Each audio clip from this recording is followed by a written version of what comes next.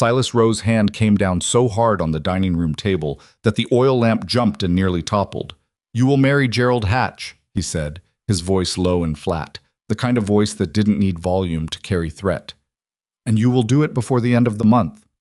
Adeline stood on the other side of that table, 22 years old, her mother's dark eyes staring back at him without flinching. She'd been flinching her whole life. Not tonight. "No," she said. "I won't." Silas looked at his daughter the way a man looks at a fence post that has rotted through. Not with anger exactly, but with the cold decision that it needs to come out of the ground before morning. He pointed at the door. "Then you leave this house tonight. You leave and you don't come back. Not ever." If this story already has your heart pounding, you're exactly where we want you. Subscribe to this channel right now so you never miss what comes next. We release stories just like this one every week. Stories about strength, survival, and the kind of love that refuses to quit. Hit that like button and drop your city or country in the comments below. I want to see how far this story travels. Now let's go back to Wyoming, 1882, and find out what happens to the girl her father ordered gone forever. The trouble with Silas Rowe was that he had never learned the difference between owning something and loving it. He owned Ironwood Ranch, 4,000 acres of Wyoming grassland that he had built from a single homestead claim and 30 years of brutal work. He owned the mineral rights to a stretch of creek bed that 3 other ranchers had tried and failed to buy from him. He owned the respect of every man in a 50-mile radius, not because they liked him, but because crossing Silas Rowe had consequences that tended to follow a man for years. He had owned his wife, Clara, in that same particular way. Not cruelly, not with raised hands, but with the steady, suffocating weight of a man who decided everything and consulted no one. Clara had loved him anyway, or at least she had loved the parts of him that were capable of being loved, and she had spent 17 years making Ironwood Ranch a home instead of just a property. When Clara died of fever in the spring of 1874, something in Silas calcified. He had told himself at the time that grief was the cause. He had told himself that the coldness that settled into him after her burial was temporary, that it would thaw when the season turned, when the cattle prices recovered, when the well got dug deeper, when something, anything, shifted in his favor. 8 years later, nothing had thawed. And Adeline, who had her mother's dark eyes and her mother's habit of asking questions that had no comfortable answers, had become the primary target of everything her father couldn't bring himself to feel. She had grown up quiet and careful, the way children grow up when they learn early that the wrong word at the wrong moment costs them something they can't get back. She had watched her father run the ranch and memorized everything she saw. The account books, the breeding records, the seasonal grazing rotations, the way he negotiated with buyers who came through in the fall. She had studied maps of the territory spread across his office desk when he wasn't watching. She had a head for numbers that was sharper than his, and she had known since she was 15 that Ironwood Ranch was in better shape because of things she quietly managed than he ever gave her credit for. Silas knew it too, in the way that proud men know things they refuse to say out loud.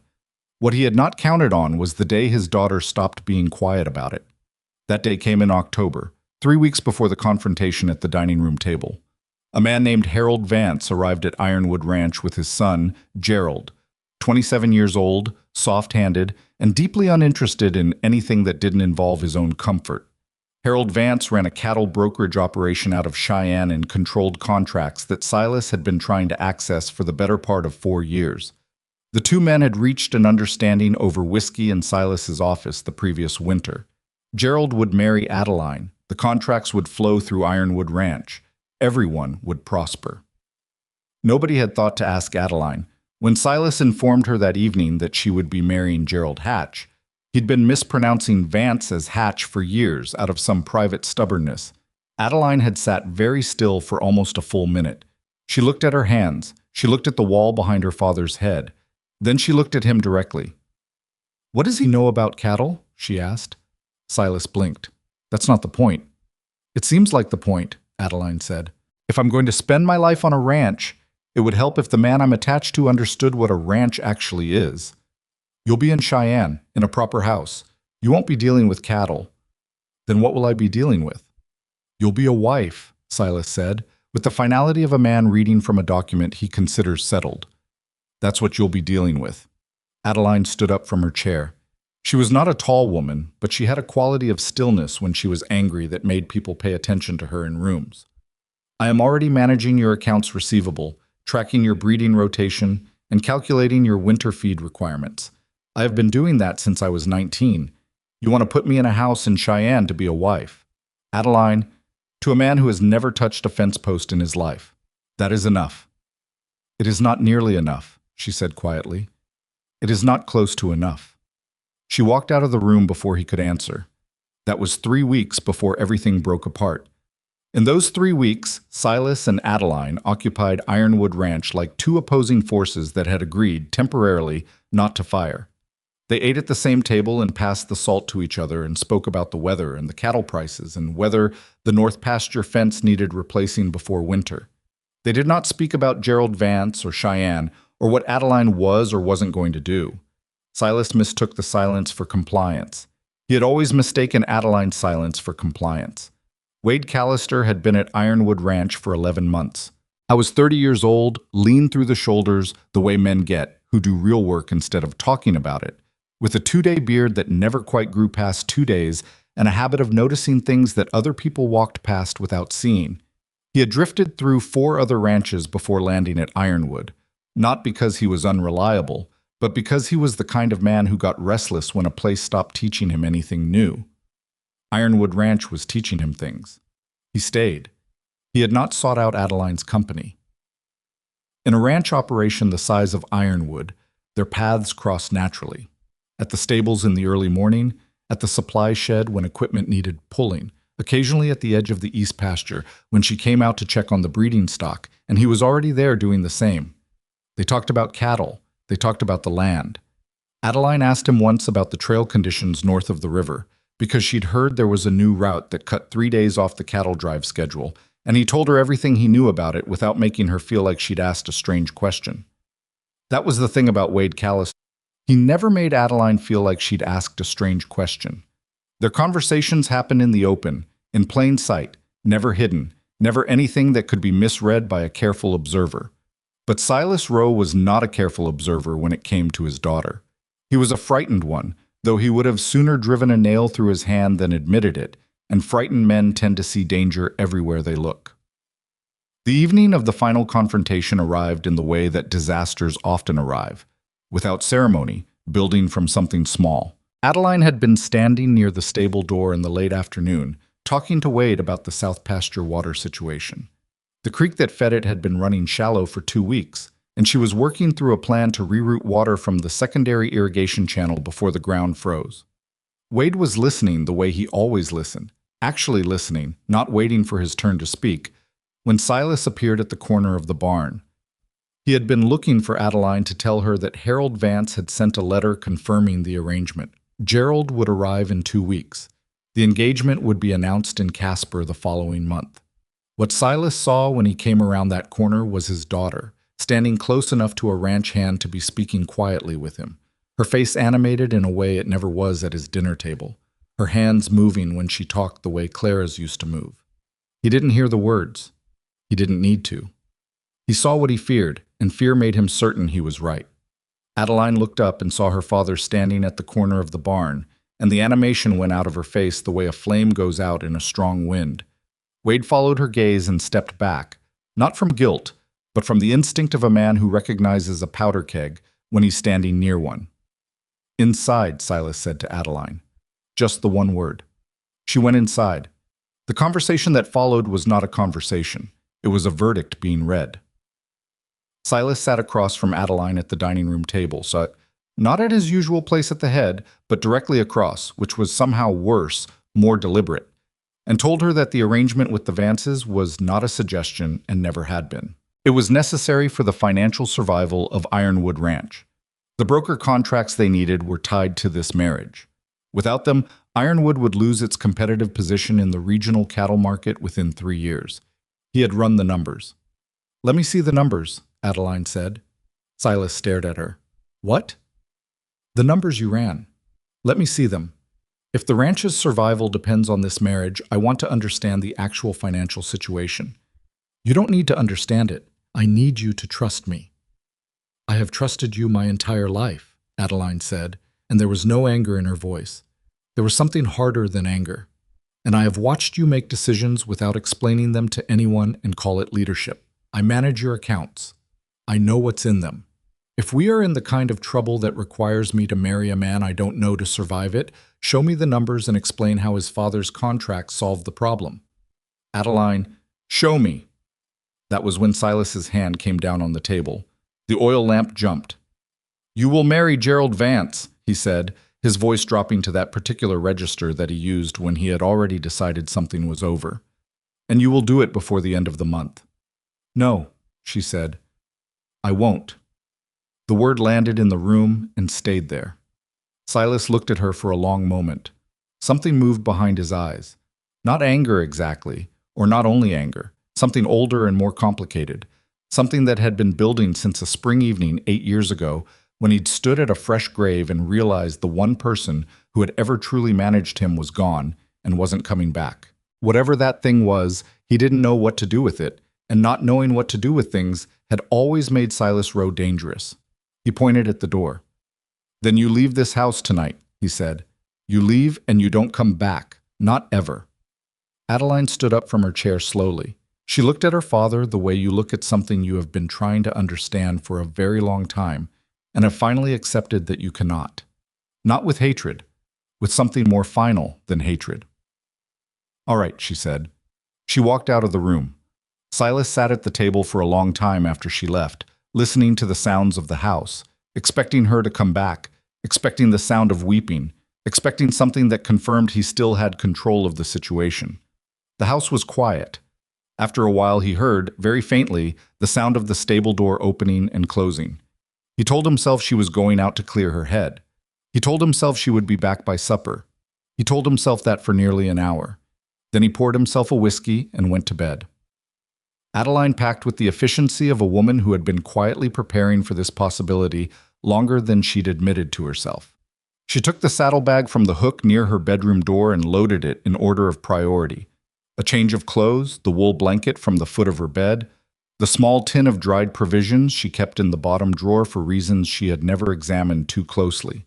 Her mother's silver comb because it was the only thing of Clara's that Silas hadn't packed away, and the ranch account ledger from the desk in her room, because she had been keeping the secondary records herself, and those numbers were hers. She paused at the desk and took out the money she had saved over 3 years of managing small cash transactions for the ranch, $47.60, tucked into an envelope at the back of the drawer.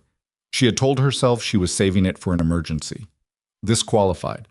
She looked around the room once, the way you look around a place when you are accepting that you are seeing it for the last time. Then she picked up the saddlebag and walked out.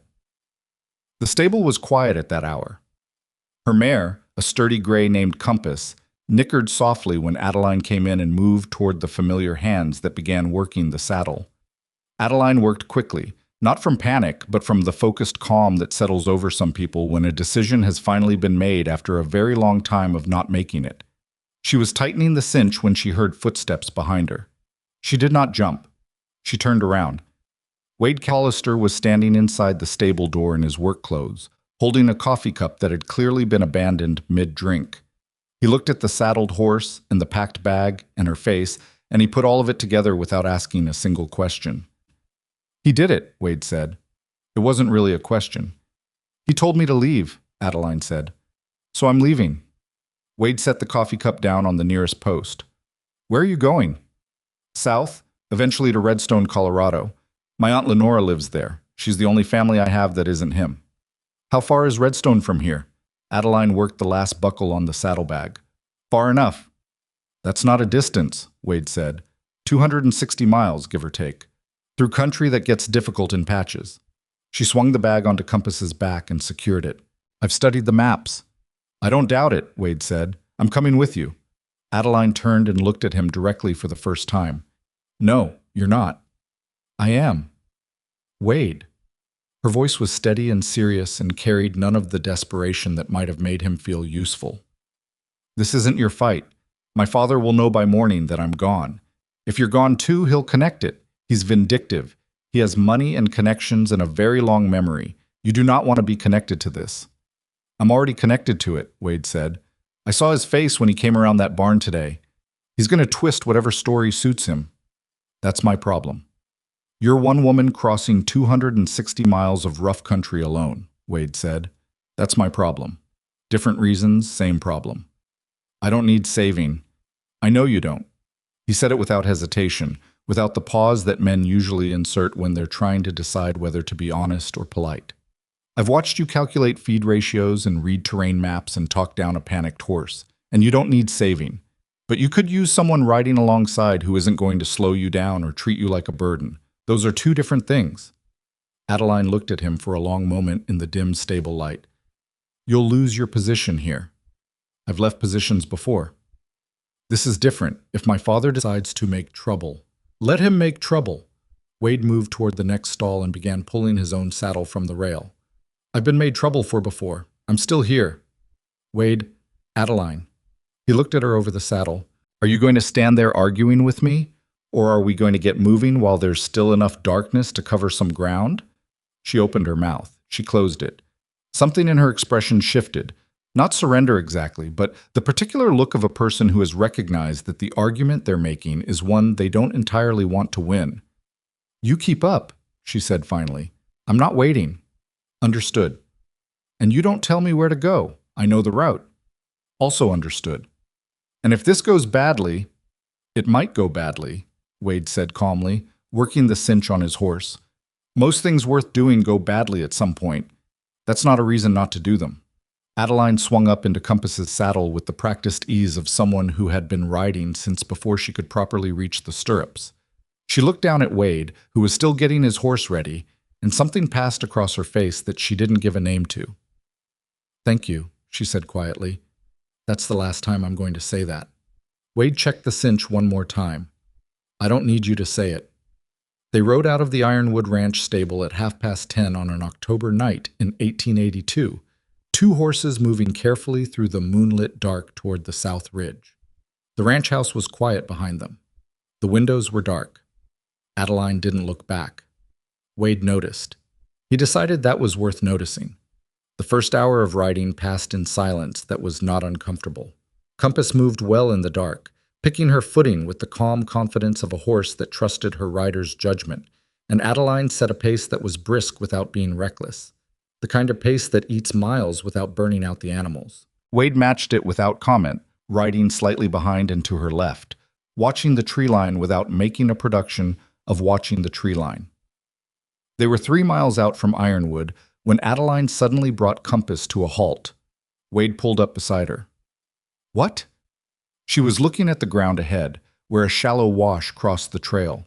The moonlight showed the soil was softer than it looked, the kind that would take hoofprints clearly and hold them for hours. We go around, she said, and angled Compass off the trail without waiting for agreement. They circled the soft ground, riding through a stand of dry grass that left no clear track, and rejoined the trail on firmer ground 50 yards south. Wade looked back at where they detoured and understood immediately. Anyone following them by light of day would lose the trail at that wash and have to spend time finding it again. You planned that, he said. I planned several things, Adeline said, not looking back. We're going to hit 2 more soft spots in the next 4 miles. I remember them from a supply run 2 years ago. Wade was quiet for a moment. Then, how many routes did you have mapped out? 3. This one's the slowest but the hardest to track. You were planning to leave. It wasn't an accusation. It was just an observation, stated plainly, the way Wade stated most things. Adeline was quiet for long enough that he thought she might not answer. Then she said, I was planning for the possibility. There's a difference. Not much of one. No, she admitted, not much of one. They rode on. Somewhere around midnight, the temperature dropped sharply. The October air had teeth in it this far from the ranch, away from the shelter of the buildings and the windbreak of the cottonwood grove. Adeline pulled her coat tighter without complaining about the cold, which Wade noticed because most people complained about the cold and kept riding. They made the ridge by 2 in the morning. From the top of it, in the thin moonlight, Ironwood Ranch was a dark cluster of shapes far behind them to the north. The main house, the barn, the bunkhouse, the outbuildings that Adeline had walked between every day of her life. She looked at it for exactly 3 seconds. Then she turned compass south and rode down the other side of the ridge. Wade watched her do it. He had ridden with a lot of different people in his years of moving from ranch to ranch, and he had learned to read them by small things. The way they held the reins, the way they scanned the horizon, whether they rode toward things or away from them. Most people, when they leave somewhere against their will, carry the leaving in their body for a long time. Their shoulders say it, their hands say it. Adeline's shoulders said nothing. He decided, somewhere on the south side of that ridge in the cold October dark, that he had made the right decision. They stopped twice in the night to water the horses at creek crossings Adeline found without hesitation, using landmarks she had memorized from maps she'd studied in secret. By the time the sky began to lighten in the east, they were 8 miles south of Ironwood Ranch, moving through a broken stretch of country that would be difficult to navigate for anyone who didn't know it. When the light was gray enough to see by, Adeline pulled compass to a halt at the base of a rocky outcrop that offered cover from the north. She dismounted smoothly and began checking compasses, hooves, and legs with the focused attention of someone who understood that their horse was the most important piece of equipment they had. Wade dismounted and did the same with his horse. For a while there was no sound except the horses and the morning birds starting up in the brush and the distant, unhurried sound of the wind across the grassland. "We should rest them for an hour," Adeline said. "Agreed." She sat down against the rock face without ceremony, pulled the wool blanket from her saddlebag, and draped it over her shoulders. She opened the tin of provisions and counted what was in it: dried beef, hard biscuits, a twist of dried apple, and put it away again without taking anything. "Eat something," Wade said. "I'll eat when we're moving." "You'll eat now while the horses rest." He said it without heat, without the edge that commands usually carry. "No use having a clear head about the route if your body gives out at noon." Adeline looked at him with an expression that was not quite irritation and not quite amusement, and opened the tin again. Wade took a biscuit from his own pack and ate it without comment. They sat against the rock in the gray morning light, eating without talking, while the horses cropped at the sparse grass nearby. The sky was turning from gray to the kind of pale gold that meant the sun was coming but hadn't committed yet. "He'll know by now," Adeline said. It wasn't a question. "Probably." "He'll be angry." "Also probably." She looked at the horizon. "He might send someone after us." "He might," Wade agreed. "Does that worry you?" Wade chewed the last of his biscuit and considered the question seriously, the way he considered most questions before answering. "It's something to account for," he said, "not something to be stopped by." Adeline looked at him sideways. "Most people would be worried." "Most people don't choose to ride out into the dark after a woman who just got banished from her home," Wade said mildly. "I didn't make this decision without thinking about what came with it." A small silence. "Why did you?" Adeline asked. "You could have stayed. My father has no reason to blame you for my leaving. He didn't see anything between us that couldn't be explained by two people talking near a stable." Wade was quiet for a moment. "Because you're heading south alone in October through country that doesn't forgive mistakes," he said finally. "And because I've been at Ironwood Ranch for 11 months, and in 11 months I have watched you run half that operation from behind a position where you got no credit for any of it, and you have never once complained about it, and the one time you refused to give up one more thing." He stopped. Adeline waited. "The one time you drew a line," Wade said, "your father pointed at the door. And I thought—" He stopped again, looking at the horizon. "I thought that was the kind of thing a person ought not to ride past without doing something about it." The pale gold in the sky deepened. Adeline pulled the blanket tighter around her shoulders and looked at the ground between her boots. "I appreciate it," she said. "I mean that." "I know you do." "I'm still not going to make this easy on you." Wade stood up and walked toward his horse. "I know that too." Adeline got to her feet, folded the blanket efficiently, and tucked it back into the saddlebag. She checked the cinch on compass one more time, the habit of someone who trusted their own inspection more than the last person's, and put her foot in the stirrup. They rode south into the morning, and behind them, 8 miles north, a light came on in the Ironwood Ranch house as Silas Rowe woke up and walked down the hall and knocked on his daughter's door, and heard nothing, and knocked again, and opened the door, and stood in the empty room for a long moment, looking at the made bed and the empty hook where the saddlebag had hung and the bare drawer where the envelope of money had been. He stood there for a long time, Then he turned and walked with very controlled, very deliberate steps down to the bunkhouse and woke up his foreman. "She's gone," he said, "and so is Callister." The foreman was still half asleep. "Both of them?" "Get the best two riders up," Silas said. "Now." And whatever grief had briefly surfaced in that empty bedroom doorway vanished behind the face that Silas Rowe showed the world, the face of a man who had decided something needed doing and intended to see it done. What he told the riders when they assembled, still pulling on their boots in the cold morning air, was not precisely what had happened. What he told them had the shape of something far more alarming, and by the time the two riders left Ironwood Ranch at a canter heading south, the story Silas was already composing in his mind. The story of a daughter taken, a ranch hand who had stolen what wasn't his, had begun to harden into something that would travel much faster than the truth. 8 miles south, Adeline Rowe rode through the pale morning light with her back straight and her eyes on the country ahead, and her $47.60 in her coat pocket, and she had not the faintest idea what her father was doing behind her. But she had planned 3 routes, and she had chosen the slowest one because it was the hardest to follow. She hadn't planned for nothing. They made 12 miles the second day. Not because the country got easier, it didn't, but because Adeline pushed the pace harder once the sun was fully up and she could read the ground properly. She had been conservative in the dark, cautious with terrain she knew only from memory and map. Now she rode with her eyes open and her mind working, adjusting the route as she went, reading the land the way a person reads something they've been studying for years and finally get to see in person. Wade kept up. He didn't comment on the pace. He didn't suggest they slow down. He watched the back trail at regular intervals, casually, the way a man looks over his shoulder when he's thinking about something else, and said nothing about what he saw or didn't see, because there was nothing to report yet, and reporting nothing was a waste of words. They ate in the saddle around noon, dried beef and the last of the hard biscuits from Wade's pack, washed down with water from a canteen Adeline had filled at the creek crossing 2 hours back. The food was bad. Neither of them mentioned it. It was around mid-afternoon, when they were crossing a long stretch of open grassland that made Adeline's neck feel exposed and watchable, that Wade said, "We're being followed." Adeline didn't turn around. "How many?" "2 riders. 1.5 miles back, maybe 2. They're not pushing hard. Could be they don't know they found us yet. Could be they're being careful." "Which direction were they coming from?" "Northeast." "Ironwood riders," Adeline said. Not a question. She had already calculated this.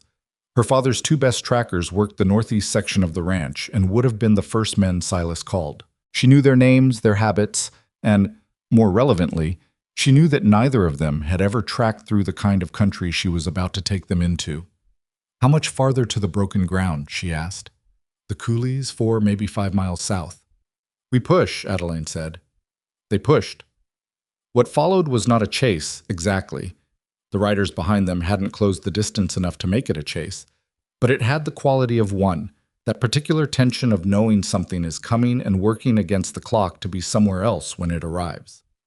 Adeline urged Compass into a ground-covering lope that the gray mare maintained with her characteristic steadiness, and Wade matched it stride for stride, and they crossed the open grassland with the kind of focused speed that doesn't leave room for conversation. The coulees appeared in the distance as a broken line where the flat land seemed to simply stop and fall away into a maze of eroded ravines and dry gullies that cut through the earth in patterns that looked random but followed logic of their own, the logic of 1,000 years of water moving through rock. Adeline knew this country from the maps she'd memorized in her father's office. She had traced these ravines with her finger, late at night, studying the way they connected and where they opened and which passages were wide enough for horses and which were traps. She found the entry point without hesitating, a gap between 2 low ridges that looked from a distance like a dead end, but opened, 50 yards in, into a passage wide enough for 2 horses abreast. They went in. Behind them, the open grassland showed 2 distant riders pulling their horses to a stop at the edge of the broken ground, and then nothing. The maze swallowed the tracks within 300 yards, where the ground turned to flat rock that held no prints. Wade looked back at the stone beneath their horses' hooves and let out a slow breath. "You knew that was there," he said. "I knew something like it was there," Adeline said. "The maps showed broken terrain. I didn't know the exact entry point until I saw it. And if you'd been wrong about the entry point." "I wasn't." But if you had been, then we'd have had to think of something else, Adeline said, with the flat practicality of someone who has already spent considerable energy on the plan that worked and has no interest in spending more on the plan that didn't need to exist. We weren't wrong. Let's keep moving. They wound through the coulee system for 2 hours, following passages that Adeline chose with a confidence that had enough uncertainty in it to be genuine. She hesitated twice, backtracked once, studied the angle of the shadows against the ravine walls to reorient herself, and then continued. Wade said nothing during the hesitations. He understood the difference between a person who didn't know what they were doing and a person who was working something out. When they emerged on the south side of the coulee system, the light was going golden, and the riders from Ironwood were nowhere in sight. They made camp that night in a shallow depression behind a stand of juniper, no fire, cold provisions, horses on a short picket where they could graze the sparse grass without wandering. Adeline wrapped herself in the wool blanket and sat with her back against a juniper trunk and did not sleep immediately, though she should have. She was looking at the sky, which had more stars in it than any sky she had seen from Ironwood Ranch, because at Ironwood there was always a lit window somewhere, and lit windows, she was discovering, diminished the stars. "He'll send more than 2, she said. Wade was sitting on the other side of the small camp, his rifle across his knees, watching the darkness with the patient alertness of someone used to night watches. "Probably. He'll tell people a story. He's good at stories." "What kind of story?" "One that makes him the injured party," Adeline said. "One that makes me a girl who was taken advantage of and you a man who took advantage.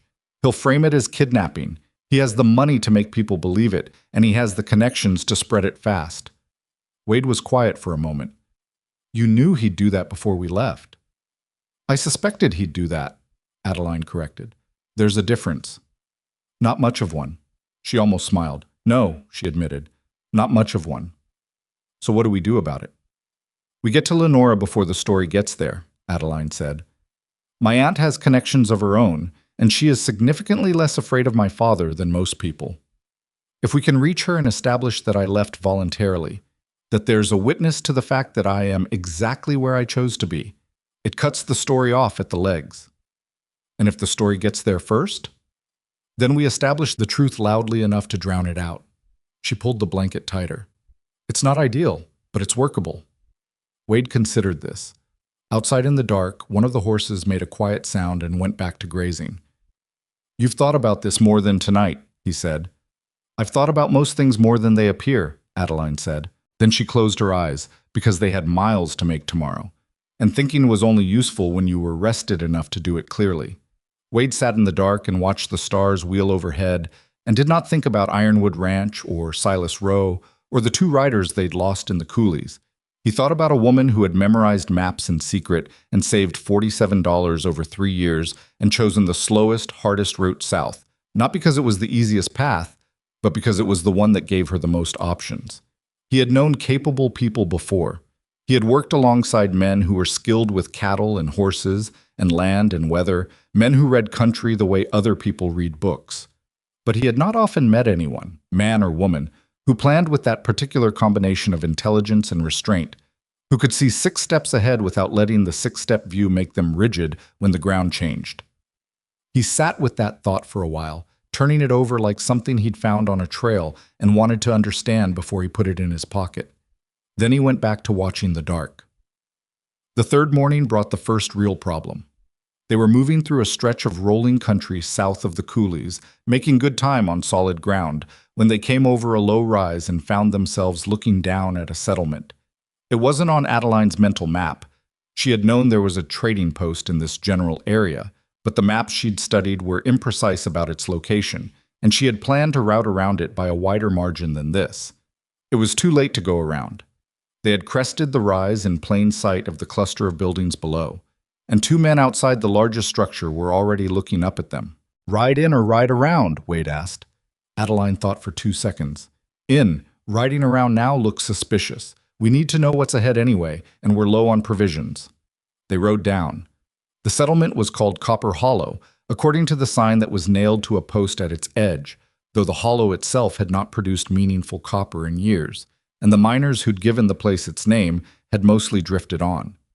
What remained was a trading post, a rough-built structure that served as a combination saloon and boarding house, a livery with 2 stalls, and perhaps a dozen permanent residents who had simply found themselves unable or unwilling to move on. The 2 men outside the trading post watched them ride in with the particular attention of people who didn't get many visitors and intended to make the most of the ones they got. "Morning," one of them said. He was heavy-set, somewhere in his 50s, with a beard that had given up any specific shape and settled into general abundance. "Morning," Wade said. He swung down from his horse with the easy manner of a man who had ridden into 100 similar places. "We're looking to trade for some provisions. Dried beef if you have it, biscuit meal, maybe some grain for the horses." "We got dried beef," the man said. His eyes moved to Adeline, who had dismounted and was checking Compass's near foreleg with focused attention. "You 2 heading through?" "South," Wade said. "My wife and I are relocating to family in Colorado." The word wife did its work. The man's posture shifted almost imperceptibly, a small reduction in whatever speculative attention had been building behind his eyes. The other man, younger, looked away. Adeline did not look up from Compass's foreleg. Inside the trading post, while Wade negotiated for provisions with the heavyset man, whose name was Bert, apparently, and who turned out to be a fair dealer once you established that you weren't someone he needed to impress, Adeline moved through the small space and took note of what was on the walls. There was a collection of papers tacked near the door. Notices, mostly. Livestock sales, a list of names that appeared to be related to a land claim dispute, the kind of practical information that accumulated in frontier trading posts like Sediment. She scanned them with the casual attention of a person with nothing particular to look for. She found it near the bottom of the collection. It was a notice that had not been there long. The paper still had its original stiffness, hadn't yet gone soft with humidity or curled at the edges the way notices did after a few days on a wall. It described a young woman, 22 years of age, dark hair, riding a gray mare, who had been taken from her home by a ranch hand believed to be traveling south. There was a description of Wade that was accurate enough to be identifiable and inaccurate enough to be insulting. At the bottom of the notice, in numbers that made Adeline's stomach drop a full inch, was a reward figure. She looked at it for long enough to memorize it. Then she turned and walked back to where Wade was completing the transaction with Bert, and she put her hand on Wade's arm in a manner that was entirely consistent with the wife she was supposed to be and said, "Sweetheart, I think Compass may have picked up a stone in that last foreleg. Would you come take a look?" Wade glanced at her face, which was composed and pleasant and communicating something urgent behind both of those things. "Sure," he said. He paid Bert, collected the provisions, and followed her outside. At the horses, with their backs to the trading post door, Adeline said in a voice designed to carry no further than his ears, "There's a wanted notice inside, posted since last night based on how the paper looks. Description of both of us. Reward large enough to make Bert seriously consider his options if he puts it together." Wade's expression didn't change. Did he look like he connected it? Not yet, but we're standing here and he's probably looking at us through the window. How long to finish loading the provisions? 2 minutes. Then we take 2 minutes, Wade said. He bent down and picked up Compass's near foreleg with the practiced ease of a man who had genuinely looked at a lot of horse hooves in his life, examined it, set it down. "Stone's out," he said, for the benefit of anyone watching. "She's fine." Adeline patted Compass's neck. "Good." They loaded the provisions in 2 minutes and 12 seconds. They mounted without hurrying. They rode south out of Copper Hollow at a pace that was brisk but not running, the pace of people who have somewhere to be rather than something to run from.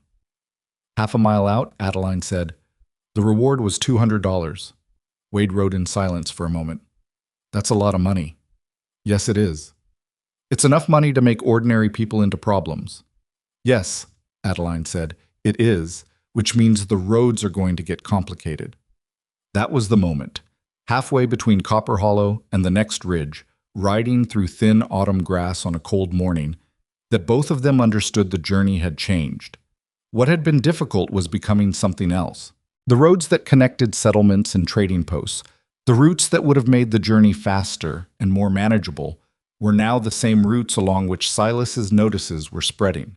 Every trading post, every settlement, every way station between Ironwood Ranch and Redstone, Colorado, was a place where someone could be holding a piece of paper with their descriptions on it and a number large enough to reorder their priorities. Adeline was the one who said it plainly. "We have to stay off the main routes." "Agreed," Wade said, "which makes the trip longer. Longer and harder." "How much longer?" Adeline worked it through. She had the maps in her head. Not perfectly, not with the precision of someone who had studied them for years in ideal circumstances, but well enough. The back routes she was considering added distance and added terrain. They would be trading road miles for cross-country miles, which were always slower. They would lose access to trading posts, which meant they needed to be more careful with what they had. "A week longer," she said. "Maybe more. And the terrain gets serious." "How serious?" She looked at the horizon. "The Sawtooths are serious." Wade absorbed this. The Sawtooth Range was not a place people went by choice. It was a place people went when they had run out of better options, an old country stronghold of rock and altitude and weather that changed without warning, with passes that closed early in the season and a reputation for swallowing travelers who underestimated it. "You know a passage through?" he asked. "There's an old cattle drive route," Adeline said. "Not used in years. I saw it on a map from my father's office. It was marked as disused. It cuts through a lower section of the range, comes out above Cedar Basin on the south side." "Why was it abandoned?" "The main drive routes got better elsewhere, easier grades, better water." She paused. "Not because it was impassable." "Not because it was impassable," Wade repeated, "but close." "I didn't say close." "You didn't not say it." Adeline's mouth did something that wasn't quite a smile. "It's difficult country, but it's country that no one who's chasing us on behalf of my father is going to follow us into voluntarily. Because they have better sense? Because they have better options. They'll expect us to go around. The Sawtooths add 2 days' travel if you go around them on the east side, and that's the route anyone who knows this country would take." Wade rode without speaking for a quarter mile.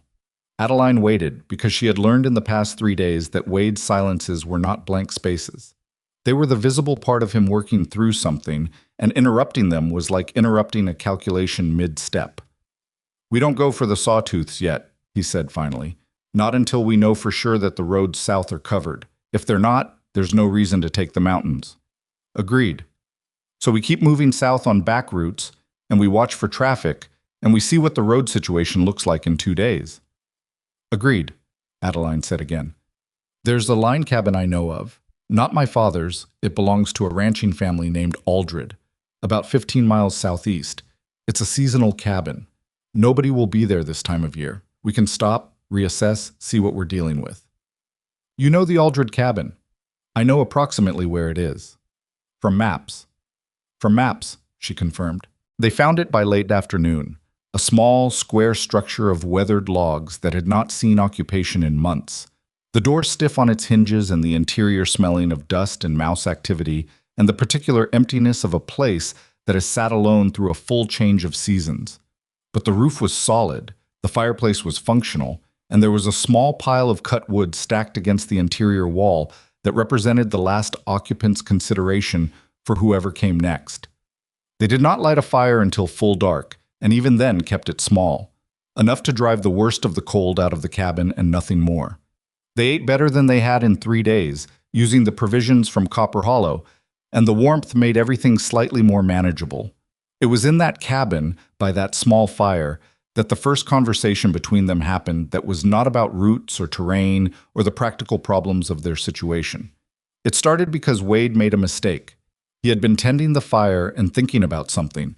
Adeline could tell he was thinking about something specific because he had that focused, turned inward look. And without apparently meaning to, he said, "You must have known, when you refused him, that he'd do it."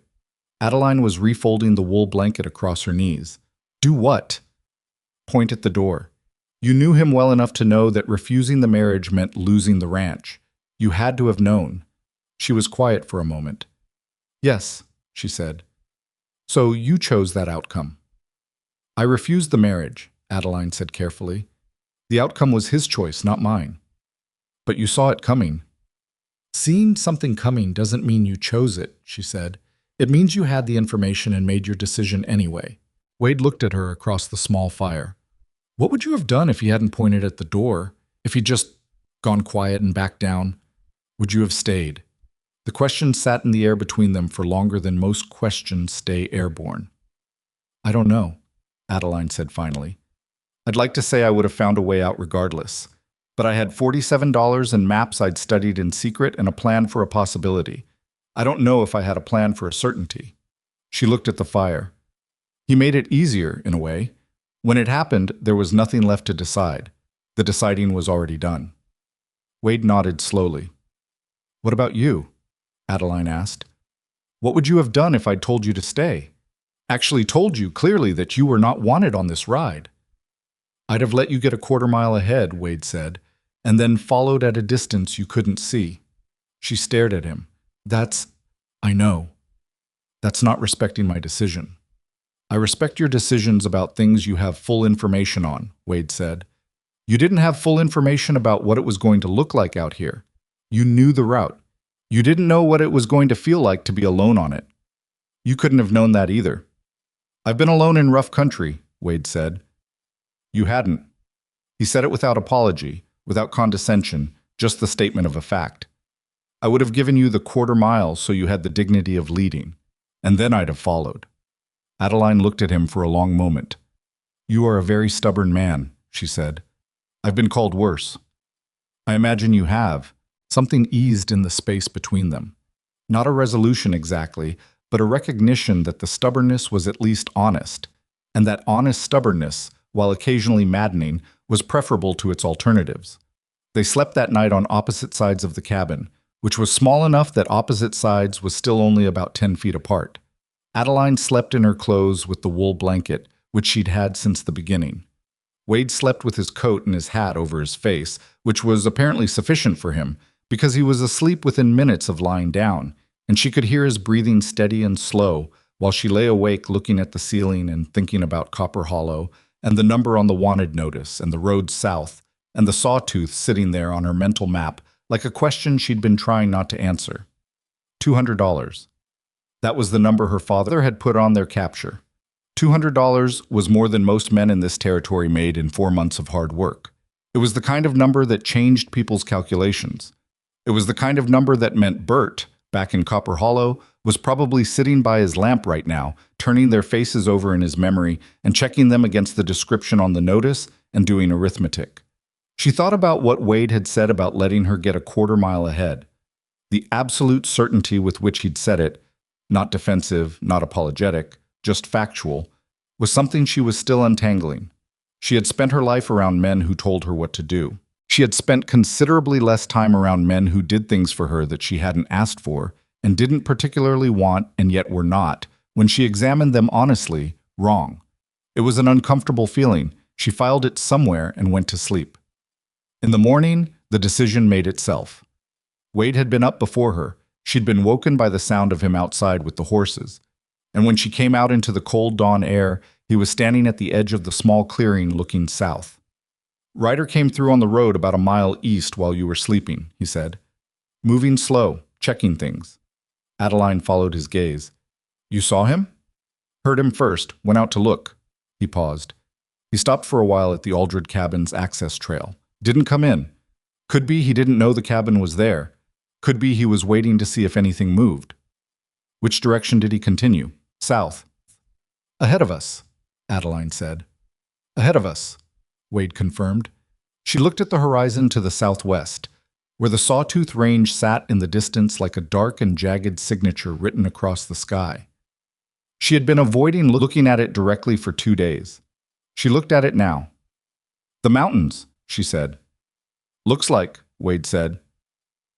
She pulled her coat tighter against the morning cold and thought about the abandoned cattle passage she'd traced on her father's map, the one marked disused, the one that cut through the lower section of the range and dropped into Cedar Basin on the south side. The passage I know about, she said. It adds time. It adds hard terrain. If the weather turns while we're in it, there's limited shelter. I know, Wade said. The road south has riders checking it. I know that too. So we go through, Adeline said. Wade looked at her. Your call. She almost said something about that, about the fact that he'd given her the call, cleanly, without qualifying it. But the morning was cold, and there were things to do, and sometimes the right response to being given something was simply to take it. "We go through," she said again, and went to saddle compass. Behind them, somewhere on the road south, a hired rider was working his way through the country with a piece of paper in his coat pocket and a number in his head that he was measuring against everything he saw. And in Copper Hollow, Bert had gotten up that morning and walked to the notice board by the door and looked at the paper there for a longer time than he'd looked at it yesterday. Ahead of them, the Sawtooth Range waited in the cold morning light, indifferent to everything that was happening at its feet, massive and permanent and entirely unconcerned with the plans of people who had decided to walk into it. Adeline and Wade rode toward it with their provisions and their horses and their accumulated 3 days of trust, and neither of them said anything about what they were riding into, because they had both already calculated it, and the calculation said go, and there was nothing left to add. The entry to the old cattle passage was not marked. Adeline had expected that. The map she'd studied had shown it only as a thin line, drawn with the imprecision of someone who had been through once and sketched from memory, but expecting something and finding it are different experiences, and she spent the better part of an hour riding along the base of the Sawtooth foothills before she found the break in the terrain that matched what she held in her head. It was not impressive. A narrow cut between two rock faces, wide enough for a horse and rider with maybe a foot to spare on each side, the ground inside littered with old debris, dead branches, loose stone, the remnants of what might once have been a rough fence post that had long since given up any structural ambition. Nothing about it suggested it had ever been a route that cattle moved through in any significant number. "This is it?" Wade asked. "This is it." He looked at the cut in the rock. He looked at Adeline. He looked at the cut again. "How confident are you?" "Confident enough to try it," she said. "Not confident enough to promise you what's on the other side." "That's honest." "I try to be." They went in. The first mile of the passage was the worst kind of difficult. Not dramatic, not dangerous in any single obvious way, just relentlessly awkward. The ground was uneven in a way that required constant attention, the kind of footing that would turn an ankle on a bad step or give a horse trouble if they stopped paying attention for 30 seconds. The rock faces on either side channeled the wind in ways that made it colder than the open country below, and the cold had a wet edge to it that came from altitude rather than weather, the kind that settles into the joints and stays. Compass picked her way through with the careful, almost methodical attention that had made Adeline choose her for this trip in the first place. Wade's horse, a dark bay named Reason, which Wade had named himself on some previous occasion he had not yet explained, was less naturally cautious but trusted Wade's hands enough to let them guide him over the difficult spots.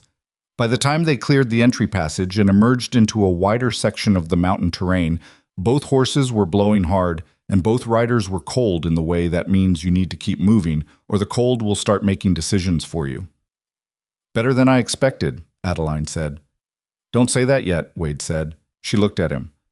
"Saying something's better than you expected is how you invite the next thing to be worse," he said. It was not quite superstition and not quite wisdom, somewhere in the territory between the two that practical men tend to occupy. Adeline decided not to argue with it. The second day in the mountains taught her what Wade had meant. They had made reasonable progress on the first day, not fast, not comfortable, but forward, and had camped in a sheltered pocket between two rock formations that cut most of the wind and allowed a small fire. They had eaten, they had slept in shifts because neither of them was willing to leave the horses unwatched on unfamiliar terrain, and they had started the second day in the gray pre-dawn cold with the particular tight focus of people who know they are in the middle of something and can't afford distraction. The freezing rain started around 9 in the morning. It didn't begin dramatically. It began as a fine mist that might have been fog if you weren't paying attention, and then it resolved into something harder, something that hit the exposed skin on the face and hands with a sharpness that clarified rapidly into cold. Within an hour, it was coming down properly, the kind of freezing rain that coats everything it touches with a thin layer of ice. The rocks, the branches, the horses' backs, the saddle leather, the fingers of anyone foolish enough to have them uncovered. Adeline pulled her gloves on and kept moving. The ground that had been merely difficult became genuinely treacherous. Ice on rock is a particular kind of hazard, not the dramatic, obvious danger of a cliff edge, but the quiet, patient danger of footing that fails at the worst moment. Adeline slowed compass to a walk that was almost a crawl, testing each step before committing to it, and felt the mare's muscles working under her with the concentrated effort of an animal that is doing its absolute best in bad conditions.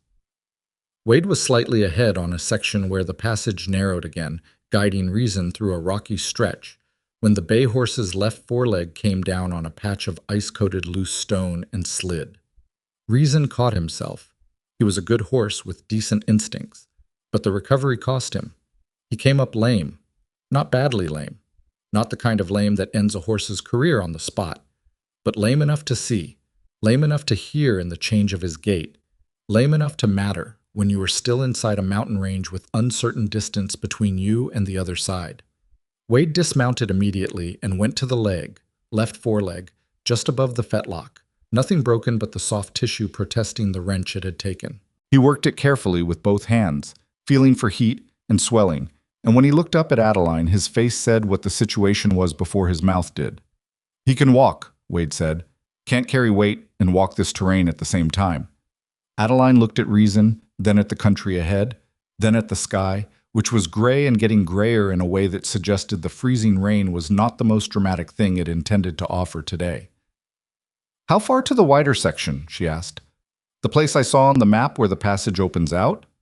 "If your map's right, 4 miles, maybe 5. You walk. I'll carry what you can shift to Compass. Compass is already carrying you and your saddlebag and the provisions." "She's a strong horse and it's 4 miles, Adeline said. "She can do it." "Adeline, she can do it, Wade."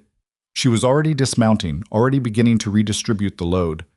"And the alternative is to stop here and wait for the weather to make up its mind, which could be 2 hours or it could be 2 days. And we don't have 2 days' worth of sitting still in us." Wade stood there holding Reason's reins for a moment, looking at Adeline reorganizing the saddlebags with cold, stiffened fingers. And there was something in his expression that he didn't say. Some particular recognition of a woman who had calculated the situation and made the call and was already implementing it before anyone had agreed, which made agreement somewhat beside the point. He started transferring weight to Compass without further argument. The 4 miles took 3 hours. Walking at the speed of an injured horse in freezing rain on iced rock is an experience that does not have any redeeming qualities in the moment. Wade walked beside Reason, one hand always light on the bridle, talking to the horse in the low, continuous murmur that some horsemen use. Not words exactly, just sound, just presence, just the reassurance of a voice the animal knows. Adeline led Compass, who was carrying more than was comfortable but doing it without complaint, which Adeline noted and filed away under the category of things she owed the mare when this was over. They spoke very little during those 3 hours. There was nothing to say that wouldn't be swallowed by the wind and the rain, and the energy required to project voice over both wasn't worth the output. They moved. That was the work. When the passage finally opened into the wider section Adeline had seen on the map, a broad, relatively flat shelf of rock and rough grass tucked against the mountain's flank, sheltered on 3 sides by rising terrain, she felt the relief move through her like something physical, warmth she hadn't earned, and cold she was temporarily released from. There was a stone overhang at the back of the shelf, not a cave, barely enough coverage to call shelter, but enough to block the wind and the direct fall of the freezing rain, enough to make a fire possible if you had the materials and the patience. They had both, barely. The wood was wet. Getting a fire started with wet wood and wind using cold hands is the kind of task that tests the relationship between a person and their own composure. And Adeline watched Wade work at it for 10 minutes with the focused patience of someone who has done it before and knows that cursing the wood doesn't make it drier.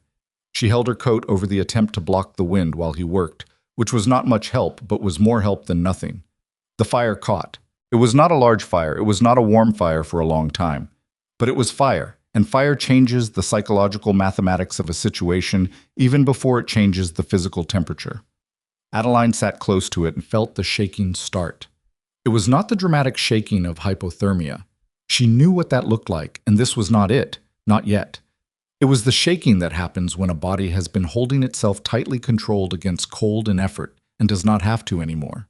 And the release of that control comes out through the muscles, whether you want it to or not.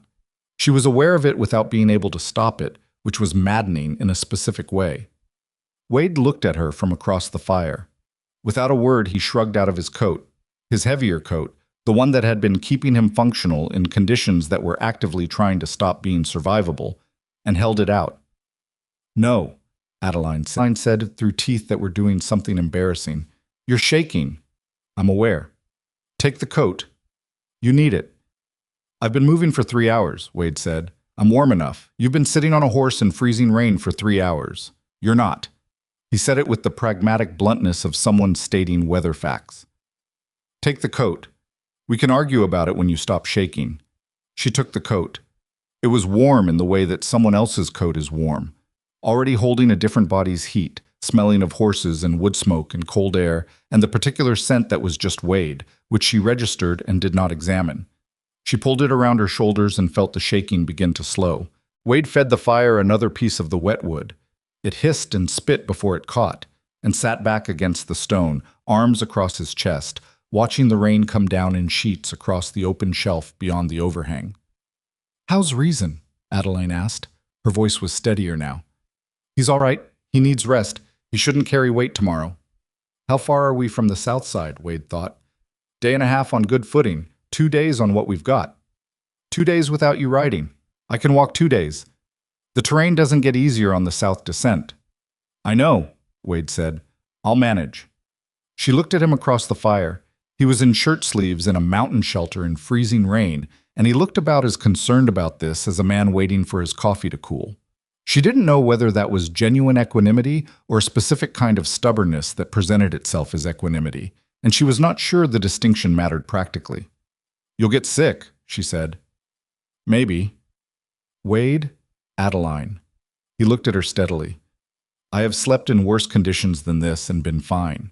You currently have the coat that would make the difference between my being comfortable and my being cold, and I am not asking for it back. So let's table the argument and eat something." She opened her mouth. She closed it. She got out the provisions.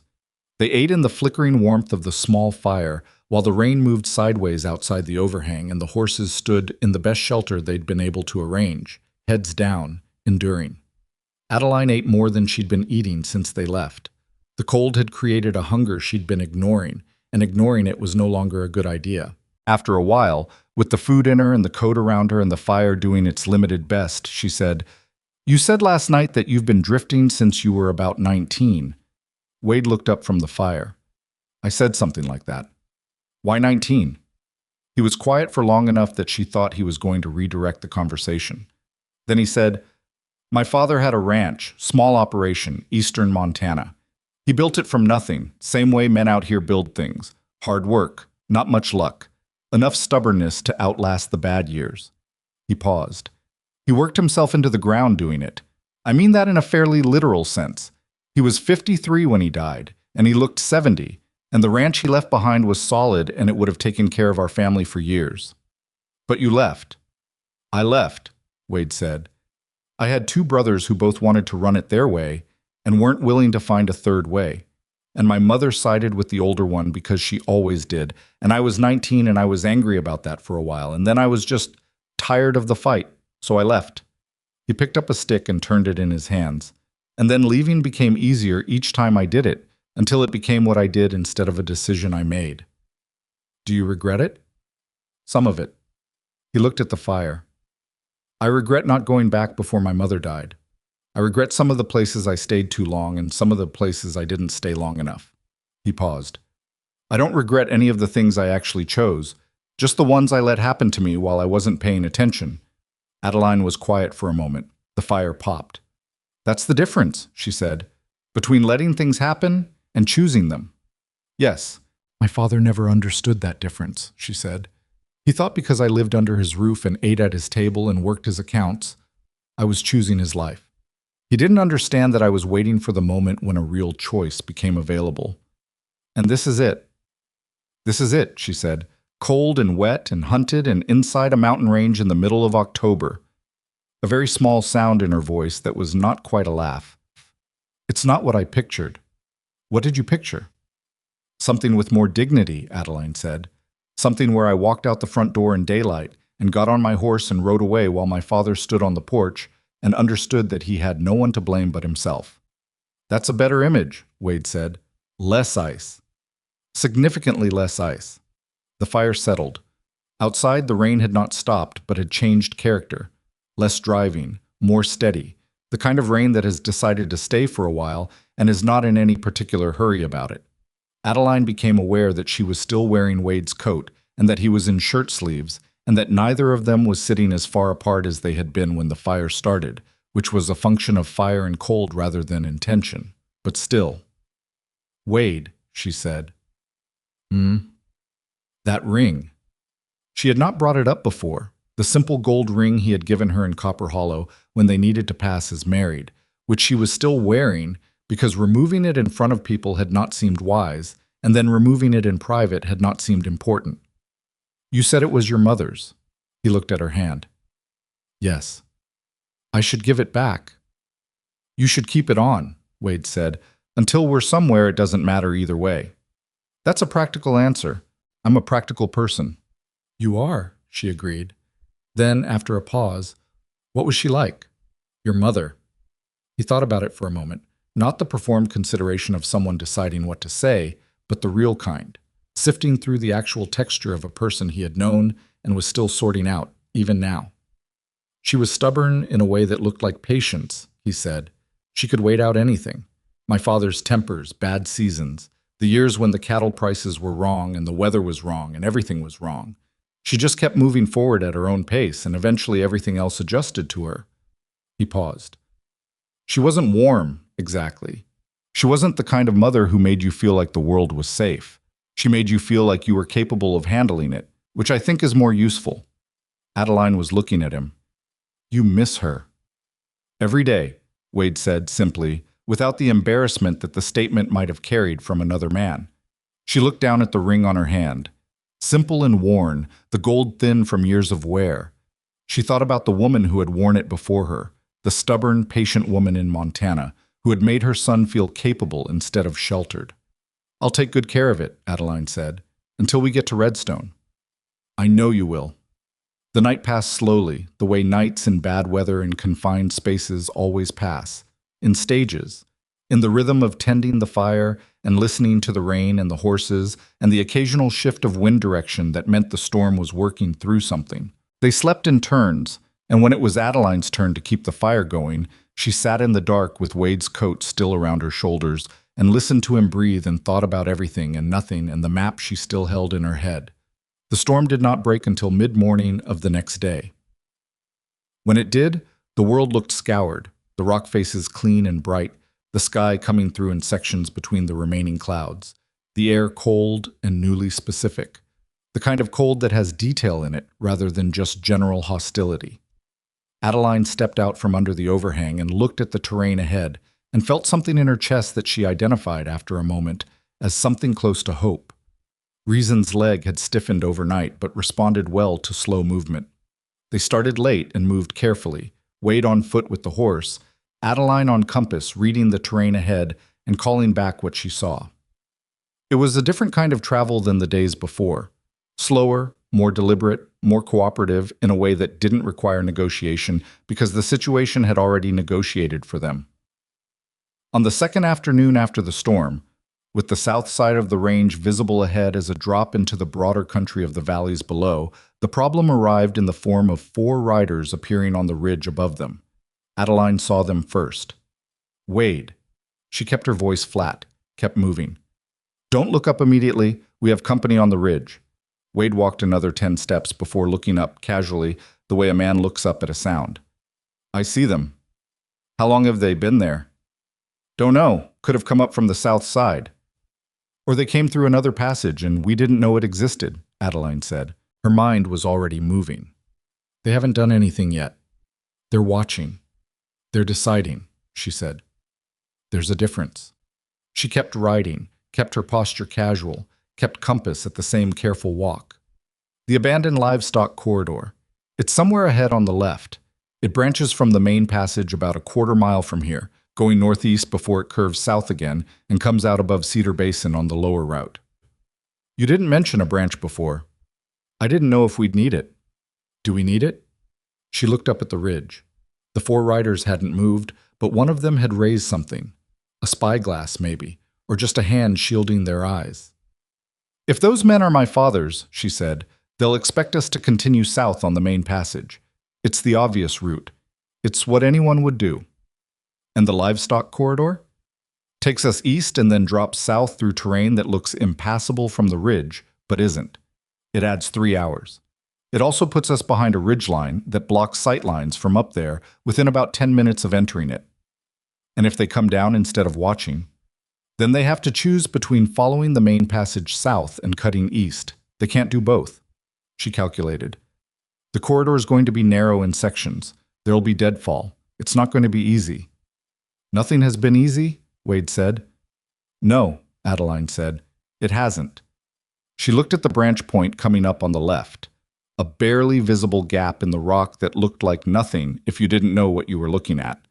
She had almost missed it on the first pass, had registered it only because it matched a detail on the map she'd memorized. A detail so small she wasn't sure it was intentional. I'm going left, she said. Follow when you're past that boulder. Don't make it look like a turn. Wade said nothing. He walked past the boulder and turned left, and Reason followed without complaint. And within 50 yards they were in the corridor, and the ridge above them was no longer visible, which meant the ridge above could no longer see them. The corridor was everything Adeline had promised, east running, narrow, choked in sections with deadfall that had to be navigated around or over, the footing unpredictable. She pushed through it with the focused intensity of someone running a calculation that has to come out right. An hour in, Wade said, I can hear them. She stopped, listened. Voices. Not close, but not far enough. The sound was coming from the direction of the main passage, above and to the west. Men moving at pace, pushing south, working through the calculation of where 2 travelers on the obvious route should be by now. They took the main passage, Adeline said. For now. For now, she agreed. Keep moving. The corridor curved south after another half-mile, exactly as she had it would, and the descent began. Steep in places, manageable in others, the kind of grade that would have been punishing at speed but was merely unpleasant at the pace they were keeping. Reason negotiated it with the careful stoicism of a horse that had decided to trust the process and stop making opinions about it. When they emerged above Cedar Basin as the afternoon light went long and golden, Adeline pulled compass to a halt on the last shelf of rock before the descent into the valley and let herself take one full breath that was not calculated or controlled or directed at any purpose other than being a breath. The valley below was broad and brown with late autumn, a river catching the light somewhere in its center, the hint of a settlement in the far distance. Smoke, maybe, or just the way the air looked different above something inhabited. She heard nothing behind them. The voices from the ridge had not followed them into the corridor, which meant the riders had continued south on the main passage and were now ahead of them on the wrong route, looking for 2 travelers who were not there. Wade came up beside her. He was limping slightly. 3 days of walking mountain terrain had asked something of him that he had not advertised, because advertising it was not a thing he did. He looked at the valley below and then at Adeline. You did that, he said. We did that, she said. The corridor was you. I didn't know it was there. You walked 3 days on a mountain with an injured horse, Adeline said. That was you. He almost smiled. It was the closest thing to a full smile she'd seen from him since Ironwood, and it changed his face in a way she noticed and then deliberately moved past. We need to get down before dark, she said. Agreed. Reason's leg? He'll make it down, Wade said. It's flat ground after. He needs flat ground and water and 2 days of nothing. Cedar Basin should have both. Then let's get to Cedar Basin. She urged compass forward onto the descent, and behind her Wade followed with Reason at his shoulder, and above them on the Sawtooth Range 4 hired riders were working through cold mountain air on a route that ended at an empty pass with no one on the other side of it. They reached the valley floor as the last of the light left the sky. The river was there, as promised by the light, shallow and clear and cold. And both horses drank for a long time while Adeline filled the canteen and Wade looked at Reason's leg in the failing light and said something to the horse in a low voice that was not intended for anyone else. She did not intrude on it. When they made camp that night, a proper camp with a real fire in the shelter of a cutbank by the river, the relief of being out of the mountains was so physical that Adeline felt it in her hands, in the easing of grip she had been carrying for 3 days without knowing how tight she'd been holding it. She returned Wade's coat without ceremony, simply held it out to him while the fire came up. He took it without ceremony. They sat on opposite sides of the fire, and the distance between them was the same 10 feet it had always been. And it was also somehow less than it had ever been. And neither of them said anything about that because the fire was warm and the horses were resting and they were out of the mountains, and sometimes the right thing to do with a feeling you haven't named yet is to let it sit by the fire a while longer before you decide what to call it. They gave reason 2 days at Cedar Basin. It was not a comfortable 2 days. Comfortable was not a word that applied to their situation in any configuration Adeline could arrange. They were still hunted, still operating on limited provisions, still a significant distance from Redstone, and the delay cost them time they could not entirely afford. But Reason's leg needed what it needed, and pushing a lame horse through the remaining country between Cedar Basin and Colorado was the kind of decision that saved a day and cost you everything, so they stayed. Adeline used the time. She had the account ledger from her room at Ironwood, the secondary records she had kept herself, the parallel set of numbers that showed the ranch's actual financial position rather than the version her father presented to outside parties. She had brought it because it was hers, because she had built it entry by entry over 3 years, and because some part of her that she hadn't examined too closely had understood that documentation was a form of protection. She went through it now by firelight, 2 nights running, cross-referencing figures against what she remembered of the conversations around the marriage arrangement with the Vances. The financial threat her father had cited, the one that made Gerald Vance's broker contract supposedly essential to Ironwood's survival, was real, but it was not as acute as Silas had presented it. The numbers showed tightness, not crisis, the kind of tightness that required smart management rather than a daughter's marriage to a man she'd met once. She had known this before the confrontation. She had not said it clearly enough, and she had been thinking about that. "You're still going through that ledger," Wade said on the second evening. I was sitting nearby, working oil into Reason's injured leg, with the patient repetition of someone who understood that healing moves at its own pace, and the only thing you can do is support the conditions. "I'm building the argument," Adeline said without looking up. "For what?" "For when we get to Redstone. For when we have to establish publicly that I left voluntarily and that my father's accusations are false." She turned a page. "The ledger is part of it. If my father claims he needed the Vance marriage to save the ranch, I can show these numbers to a lawyer or a judge and demonstrate that he had other options. It doesn't prove he lied about everything, but it establishes that his stated reasons don't hold up under examination." Wade was quiet for a moment, working the oil into the horse's leg. "You've been thinking about this the whole trip." "I've been thinking about this for 3 years," Adeline said. "The trip just gave me specific things to think about it toward." He looked at her in the firelight with the particular expression he had, not admiration exactly, which would have been too simple, but something adjacent to it, something that was also respect, and something that was also, she thought, a recognition of something he hadn't expected to find. "What do you need from your aunt?" he asked. "A witness who's known me since childhood and can testify to my character and my capacity to make my own decisions," Adeline said. "Someone who can stand in front of people and say that Adeline Rowe is not a woman who gets taken anywhere she doesn't intend to go." She paused. "Lenora has been standing up to my father in small ways since before I was born. She won't be afraid of him." "Does she know we're coming?" "She doesn't know I'm coming. She doesn't know you exist." Adeline closed the ledger. "She's going to find both of those things out at the same time." "That might be an interesting conversation," Wade said. "Lenora is an interesting person," Adeline said. "She'll manage." Reason's leg had improved enough by the morning of the 3rd day to carry Wade at a walk without obvious pain. Wade rode him carefully, testing the gait for the first hour before trusting it, and the horse moved with the cautious deliberateness of an animal that has learned something about loose rock and is applying that lesson going forward. They made reasonable miles. The country south of Cedar Basin was different from what they'd crossed. Lower, broader, the terrain opening up into the wide valley system that eventually connected, through a series of settlements and river crossings, to Colorado. It was better country for traveling and worse country for staying invisible, the kind of landscape where 2 riders were visible from a long distance in any direction, and there were not many places to be other than on the road or very conspicuously off it. They stayed on secondary tracks where they existed and cut across open country where they didn't, and they passed 2 settlements without entering either, which meant they were running low on provisions again by the time they hit the Colorado border country. The settlement they finally stopped at was small enough not to have a name on any map Adeline knew of. A general store, a farrier, 4 or 5 houses arranged without apparent plan around a well that served as the community's common point. The kind of place where everyone knew everyone and strangers were noted but not necessarily interrogated because strangers moved through and locals stayed, and the local calculus about managing both was long established. Wade went into the general store while Adeline stayed with the horses. This had become their practice in settlements. Wade inside, Adeline watching the horses and the street, and anything that moved in a way that wanted watching.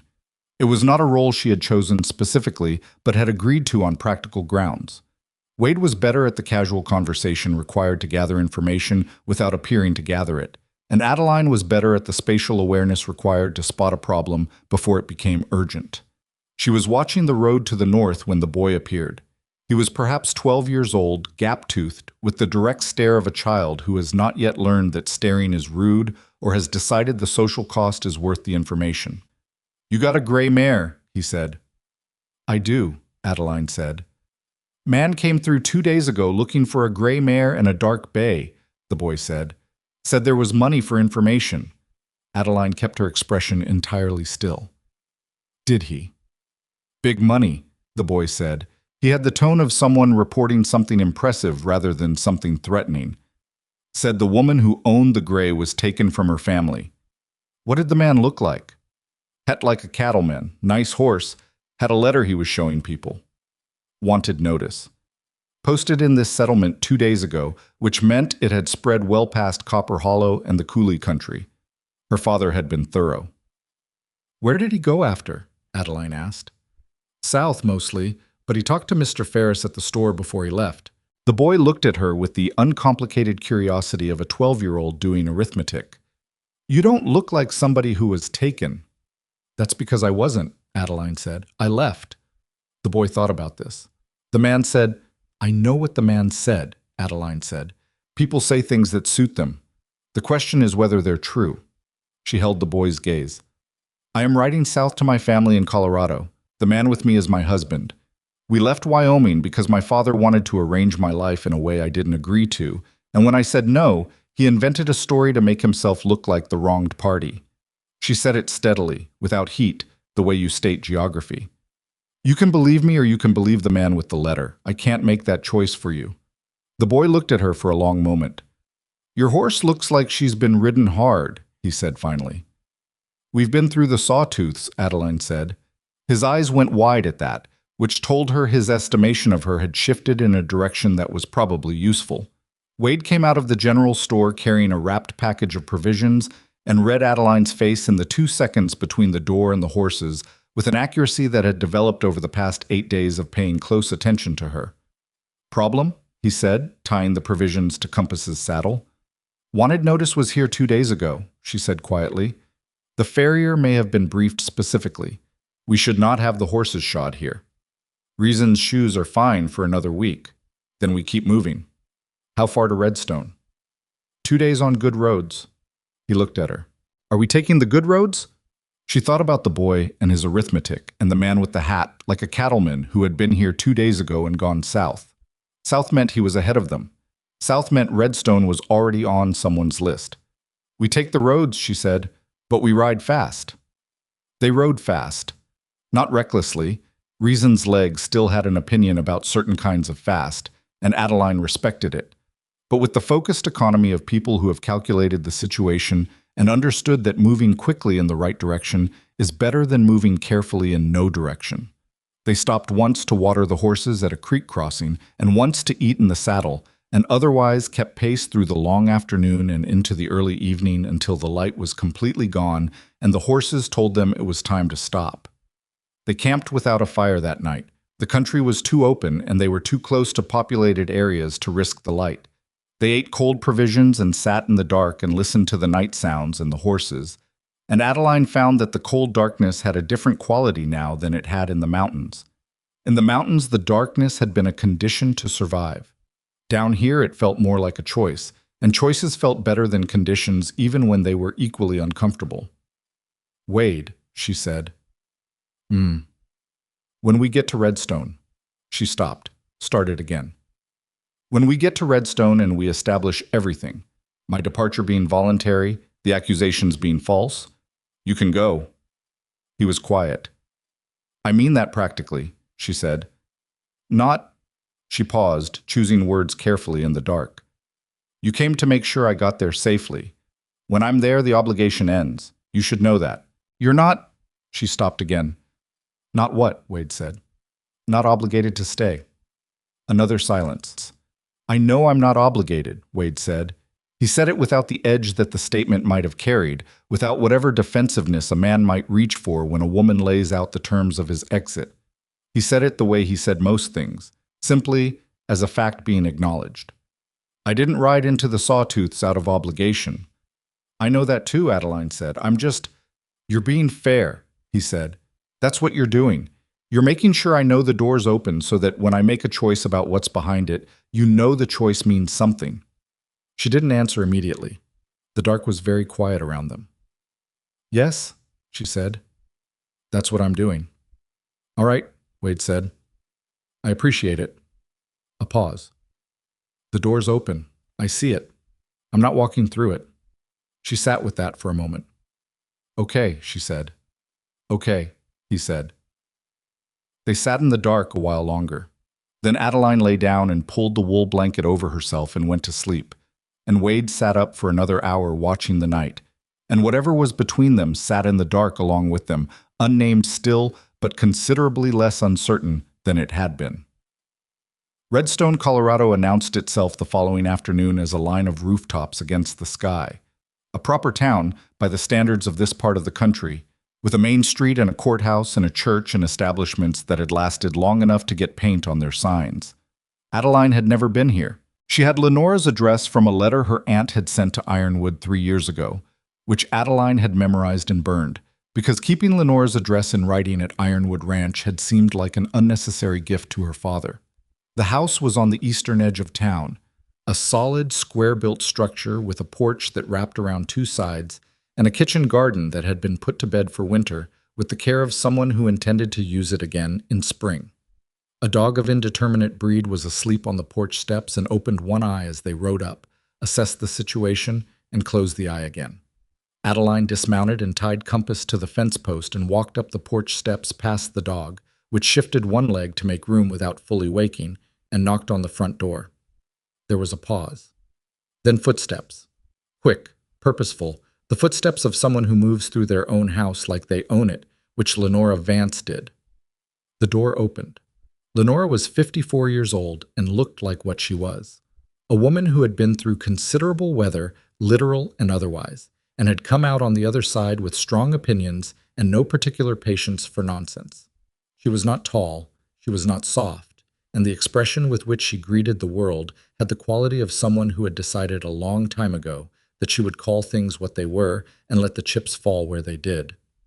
She looked at Adeline. She looked at the man on the horse behind her. She looked at Adeline again. Well, she said, you look like you've been through something. The Sawtooth Range, Adeline said. In October. Yes. Lenora looked at Wade again. Who is he? His name is Wade Callister. He was a cowhand at Ironwood. He rode out the night I left. She paused. He's been... She stopped because she was not certain what the right word was.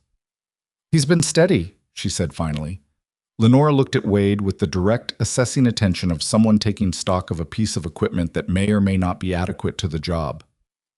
Wade met her gaze without shifting in the saddle, which was apparently the right response, because Lenora stepped back from the door. Bring the horses around back, she said to Wade.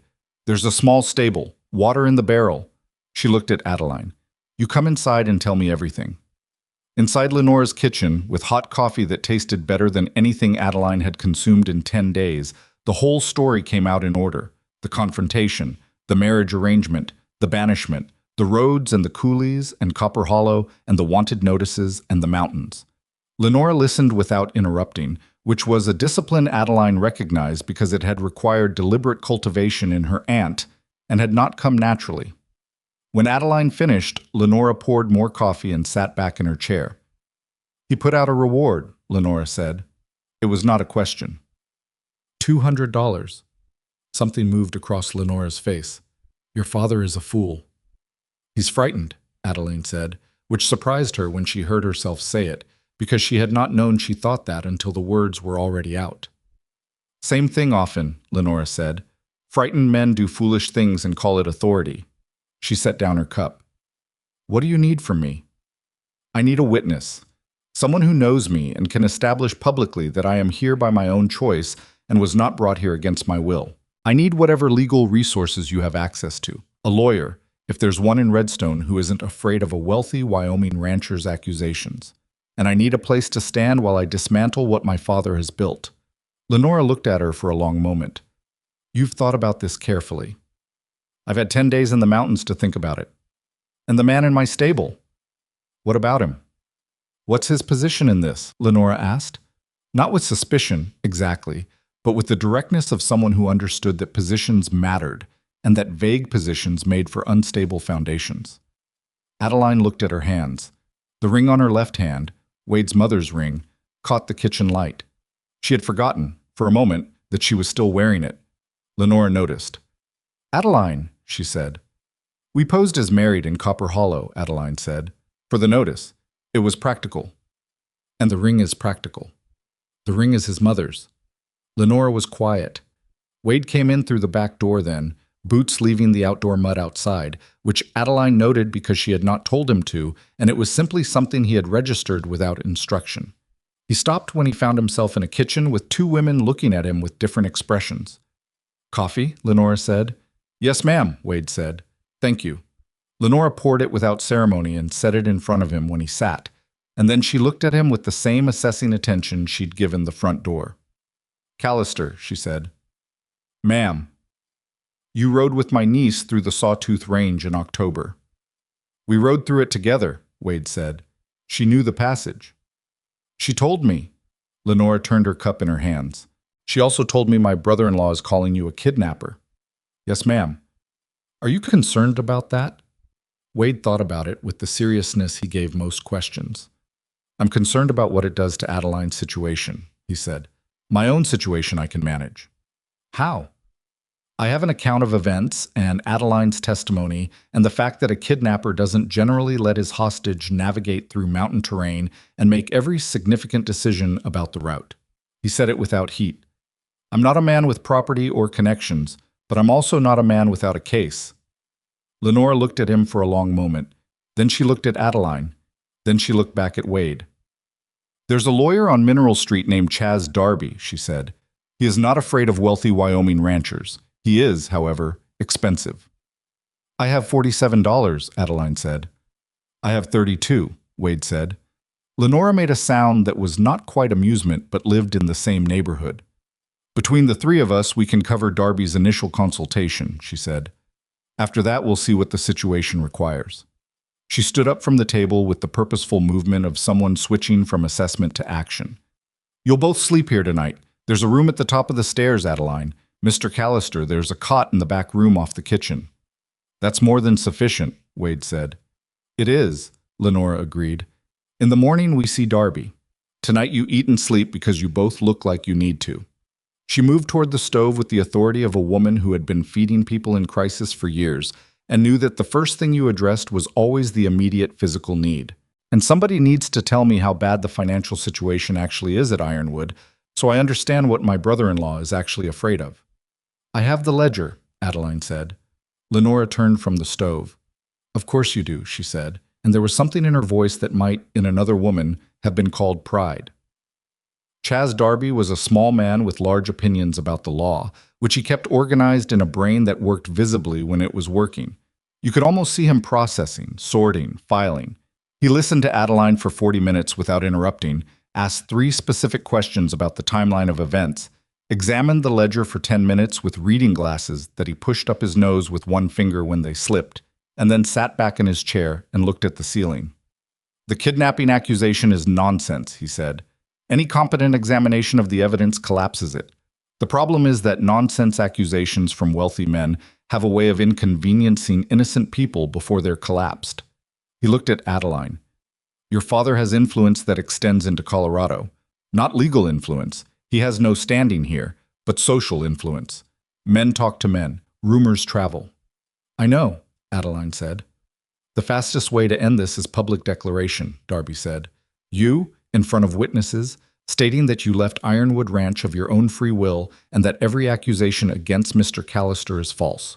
We document it formally. We get the testimony of your aunt who has known you since childhood, and we make it something that exists in legal record rather than just verbal assertion. And my father? Your father cannot legally compel you to return to Wyoming. You are 22 years old and not his property, whatever he seems to believe to the contrary. Darby's voice had a dry quality on this point. He can continue the accusations, but continued accusations after a public formal declaration of voluntary departure look like what they are, a desperate man trying to control something that is no longer his to control. He'll come, Adeline said. When he hears about the declaration, he'll come here himself. Probably, Darby said. Let him come. He'll find that Redstone is not Ironwood Ranch, and that his money and his name carry somewhat less weight when the person he's dealing with has her own lawyer. Adeline nodded slowly. It was Wade who said the thing then, quietly, from the chair beside her where he had been listening without speaking for the entire consultation. The way he listened, actually listening, not waiting for his turn. There's one more thing, Wade said. Darby looked at him. If Silas Rowe comes here, he's going to come with a specific version of events. And part of what makes his version work is the idea that Adeline is alone and without formal standing. He paused. The kidnapping story works better if there's no marriage. A silence. Adeline looked at him. I'm not saying it for appearances, Wade said. He was looking at the ledger on Darby's desk rather than at Adeline, which was unusual for him because Wade generally looked directly at what he was talking about. I'm saying it because it's what I want. I'm saying it because somewhere between Wyoming and Colorado, I stopped thinking about Redstone as a destination I was helping you reach and started thinking about it as a place we were going together, and those are different things. He looked up then and met her eyes with the directness that was simply how his face worked when he was being honest. And because I have done everything else on this trip by following your lead, and this is the one thing I wanted to say first. Adeline looked at him for a long moment. Then she looked down at her hands, at the ring on her left hand, the worn gold that had been his mother's. Mr. Darby, she said. Miss Rowe, Darby said, with the careful neutrality of a lawyer who has seen many things and learned not to insert himself between people and their decisions. Can you perform a civil marriage? I can file the documents, Darby said. Judge Halverson performs civil ceremonies. He's generally available on Tuesdays. Today is Monday, Adeline said. Yes, it is, Darby said. She looked at Wade. He was watching her with an expression that was not quite uncertain and not quite certain. The expression of a man who has said the thing he intended to say and is now waiting with complete patience to find out what the answer is, because he has understood from the beginning that her answers are hers to give. It's not a rescue, she said. No, Wade agreed. I'm not marrying you because of the legal situation. I know. I'm marrying you because you followed me into the sawtooths and gave me your coat and let me navigate and never once suggested that you knew better. Something moved in Wade's face. I sometimes knew better. You did, Adeline said. You just didn't suggest it. He almost smiled. That's a fine line. It's the right line, she said. She looked at Darby. Tuesday, she said. We'll be here. Darby made a note. His expression remained professionally neutral, but his pen moved with a small additional precision that suggested he was not entirely unmoved by the situation. That evening, in Lenore's kitchen over a dinner that was the best meal either of them had eaten in 10 days, Adeline told her aunt, Lenore looked at Wade, then at Adeline, then at the ring. Tuesday, Lenore repeated. Tuesday, Adeline said. Lenore picked up her fork. I'll need to press my good dress, she said, and returned to her dinner with the equanimity of a woman who had suspected something for approximately 6 hours and was not surprised to be proven right. Wade looked at the table. Something in his posture was different from the mountains, different from the roads, different from the stable and the coolies and the cold nights and every version of himself he had been for the past 11 days. Something had gone out of it that he hadn't noticed he was carrying. Not tension exactly, but the particular held quality of a man who hasn't let himself want something clearly in a very long time and is in the process of discovering that wanting it clearly is not, in fact, the catastrophe he had organized himself around avoiding. He ate his dinner. Outside, Redstone went about its evening business, indifferent to the two travelers who had come through its eastern edge and were sitting in a widow's kitchen making decisions that would outlast every mile they had ridden to get there. And somewhere north of the Colorado border, a man named Silas Rowe was reading a letter from one of his hired riders. A letter that said the targets had slipped through the sawtooths and been sighted near Cedar Basin. And his jaw was working in the way it worked when he had decided that a problem required his direct attention. He was already thinking about the fastest road south. Tuesday arrived the way important days often do. Without ceremony, cold and ordinary, the sun coming up behind a layer of cloud that couldn't quite decide whether it intended to break or hold. Adeline stood in Lenora's bedroom in front of the mirror that hung above the washstand and looked at herself with the honest attention of a woman who has stopped pretending that mirrors are for vanity. She had washed her hair the night before, and it had dried clean and dark, and Lenora had pressed her own good blouse, cream-colored wool, too large in the shoulders but adequate. And Adeline wore it with her own riding skirt because there was nothing else, and she was not going to apologize for that. The ring was still on her left hand. She had not taken it off to sleep in 3 nights now, which had started as practicality and become something else, and she was honest enough with herself to know the difference. Lenora appeared in the doorway behind her. "You look like your mother," Lenora said. Adeline met her aunt's eyes in the mirror. "You've said that before." "It keeps being true." Lenora came in and straightened the collar of the blouse with the brisk efficiency of a woman performing an act of care without making a production of it.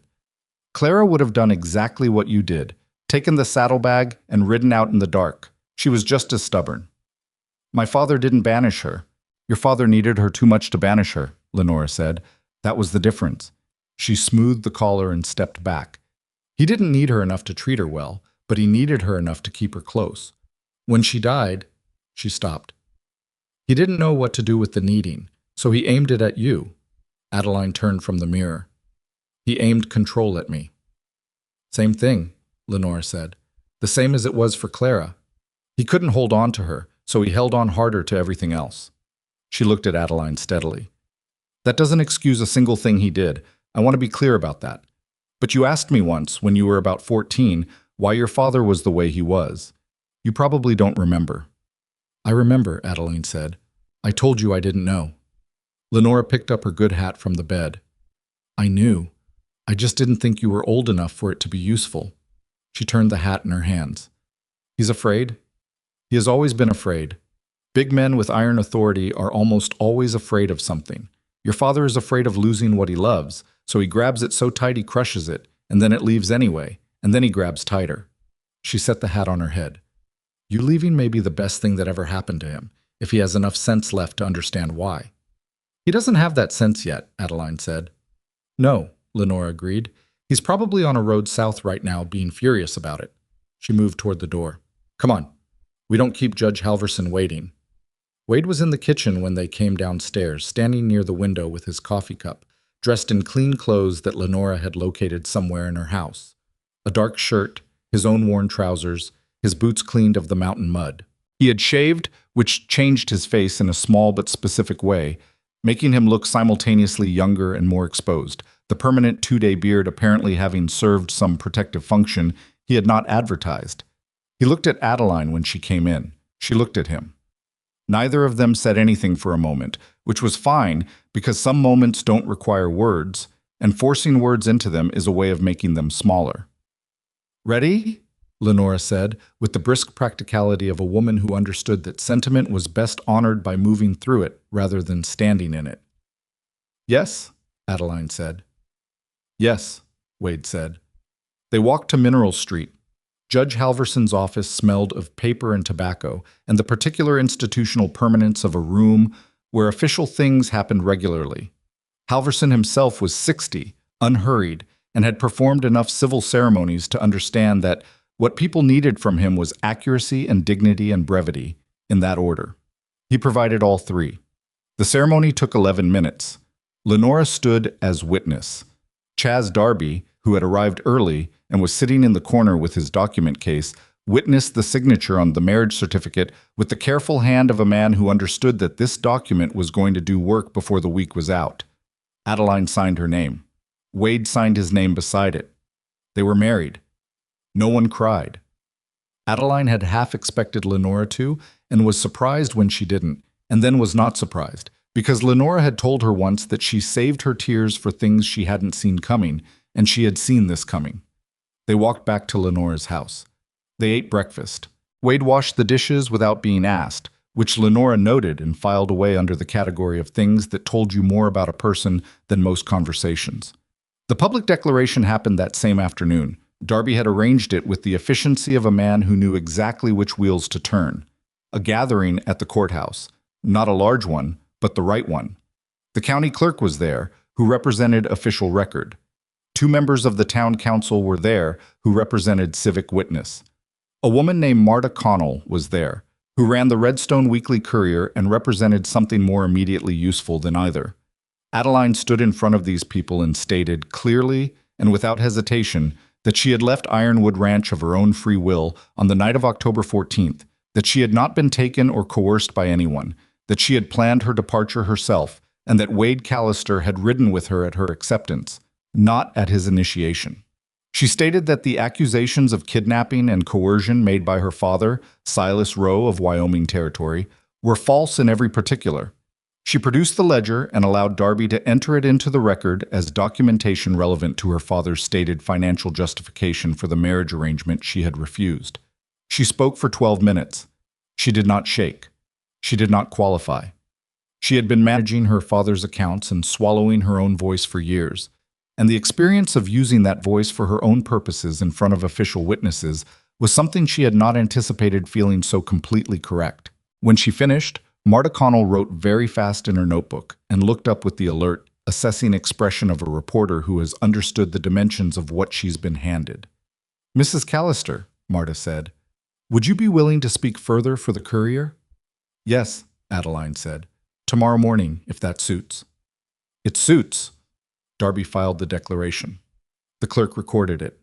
The council members shook hands and returned to their ordinary business. Lenora stood at the back of the room with her arms folded and her expression the complicated thing it had been all day. Not quite pride and not quite grief and not quite vindication, but something assembled from all three. Wade had stood through all of it slightly behind and to Adeline's left, where he had positioned himself at the beginning and not moved from, which was exactly where he had been, she realized, since the first night they rode out from Ironwood, slightly behind and to her left, present and steady, and not in front. That night, Silas Rowe arrived in Redstone. He came alone, which surprised Adeline when Lenora's neighbor knocked on the door at 8:30 to report a rider asking directions to the Vance house. She had expected him with riders, with the visible weight of his authority, with the performance of a man who intended to win by showing what he controlled. Instead, the man who knocked on Lenora's front door 40 minutes later was just her father, large, tired, travel-worn, his coat dusty from the road, and his face carrying the particular expression of someone who has ridden hard for days and arrived to find the situation already different from what they'd been riding toward. Lenora opened the door. Silas looked at his wife's sister with the complicated history of 25 years of not liking each other arranged on both their faces. "Lenora," he said. "Silas," she said. She let the pause exist for a moment. "You'd better come in." He came in. He stopped when he saw Wade in the kitchen doorway. Something moved across Silas's face, the first real emotion Adeline had seen from him that wasn't organized around control. It looked like anger, and then shifted into something rawer that he pulled back before it could be identified. "You," he said to Wade. "Mr. Rowe," Wade said. Not hostile, not apologetic, just acknowledging. "Where is she?" Silas said. "Right here," Adeline said from behind Wade. Silas looked at his daughter. She was standing straight, her hands loose at her sides, wearing the ring on her left hand and the expression of a woman who has made every decision deliberately and is done explaining them. "You need to come home," Silas said.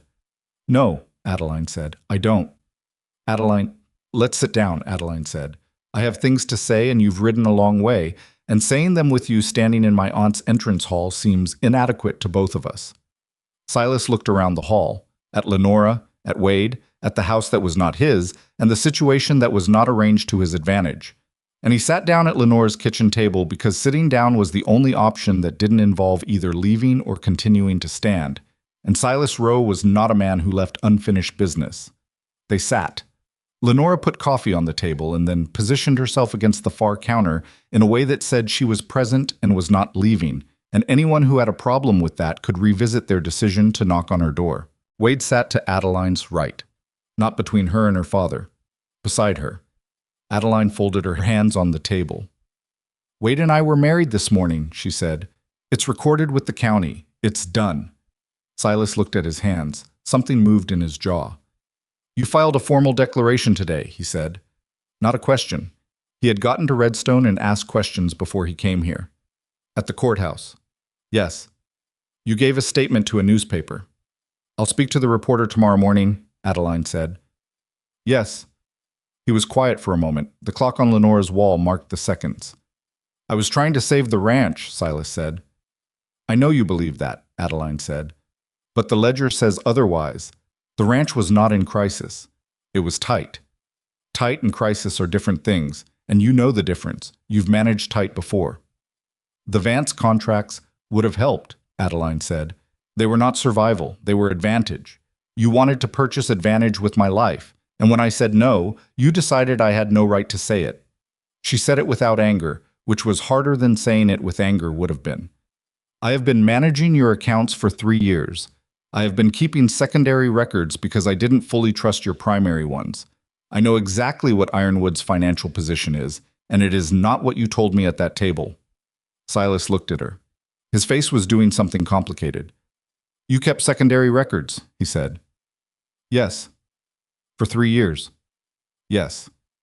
He was quiet for a long time. Outside, Redstone was settling into its nighttime sounds. A dog somewhere. The distant sound of the main street, the ordinary noise of a town that had its own business entirely separate from the drama in this kitchen. "Why didn't you tell me?" Silas said.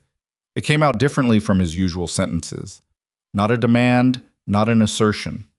Something closer to a real question. "If you knew the numbers, if you disagreed with what I was doing, why didn't you—" "Because every time I tried to tell you something you didn't want to hear, you talked over me," Adeline said. "Because you have never once in my memory sat down with me and said, 'Tell me what you see.'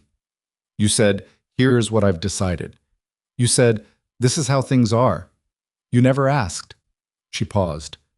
"I used to think that was about me, that you thought I wasn't capable. Then I understood it wasn't about capability at all. You didn't ask Mother either." The clock marked more seconds. Silas looked at the coffee cup in front of him. His hands, which were large and weathered and had built Ironwood Ranch from dirt and stubbornness, were resting on either side of it with the particular stillness of hands that are not sure what to do with themselves. "She would have hated this," he said quietly. "What I did. She would have hated this." He meant Clara. It was the first time Adeline had heard her father say anything about her mother that wasn't past the point of feeling, that wasn't managed and sealed and presented as settled history. "Yes," Adeline said. "She would have." "You look like her," Silas said. "You have her way of—" He stopped. "She used to look at me across the table the same way you're looking at me right now, like she had already worked out the answer and was waiting with a considerable amount of patience for me to catch up." Adeline said nothing.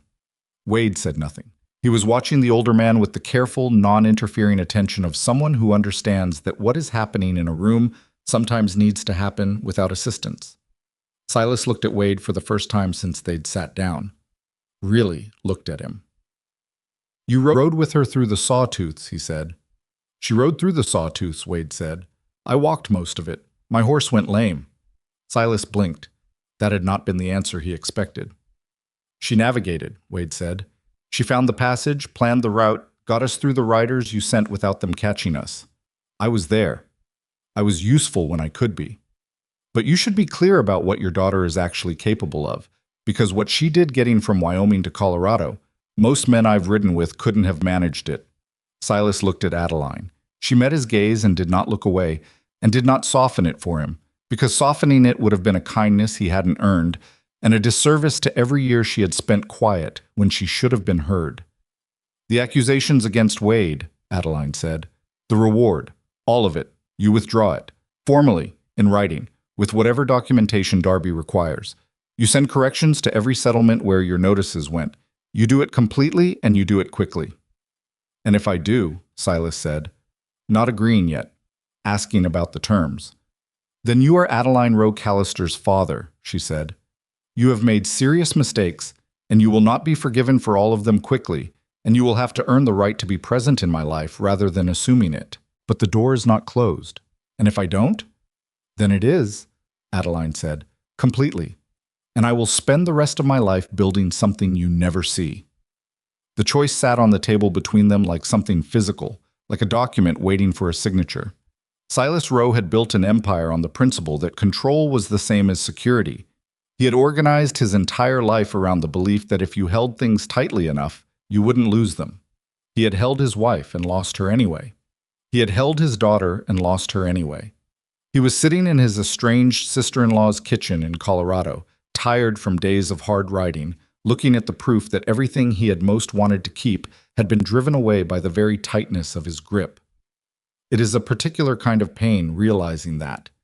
It doesn't announce itself dramatically. It settles in like the cold settles in, gradually, then completely, until it's the temperature of everything. Silas was quiet for a long time. Then he said, I'll write to Darby in the morning. Adeline let out a breath she had been holding without knowing it. Good, she said. Lenora, from her position at the counter, reached over and picked up her own coffee cup with the careful movement of a woman choosing not to say everything she could say, which in Lenora's case represented considerable restraint. Silas left Lenora's house an hour later. He had nowhere to stay in Redstone and Lenora had not offered, and the particular situation of a man who has driven out his daughter and shown up in her life expecting to reassert his position and found the position no longer exists for him is not one that ends with comfortable arrangements. He found a room at the Redstone Hotel, and he sat in it alone, and he did what men like Silas Rowe do when they finally stop moving long enough to feel the weight of what they've built and what they've broken. He sat with it, in the dark, without running from it, which was harder than the ride south had been. In the morning, he went to Chaz Darby's office on Mineral Street and spent 2 hours writing and signing documents that withdrew every accusation, canceled the reward, and formally acknowledged that Adeline Rowe, now Adeline Callister, had left Ironwood Ranch of her own free will. Darby sent copies to every settlement on the reward distribution list. The story that Silas had spent 10 days building came apart in a week. Marta Connell's piece in the Redstone Courier ran on Thursday. It was accurate and it was thorough and it covered the relevant facts without embellishment, which was more devastating to Silas's narrative than embellishment would have been. Because facts stripped of emotion have a way of making certain positions look exactly as small as they are. Wade read it at Lenora's kitchen table over coffee and said nothing, which was his way of saying it was sufficient. Adeline read it and felt something she had not been certain she would feel.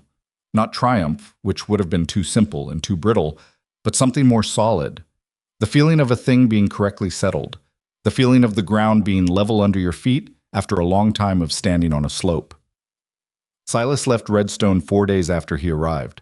He came to Lenora's house the morning he left, knocked, and stood on the porch with his hat in his hands, in a way Adeline had never seen him hold his hat, like it was a thing he was carrying rather than a thing he was wearing, like he understood that some versions of authority needed to be set down before a conversation could be honest.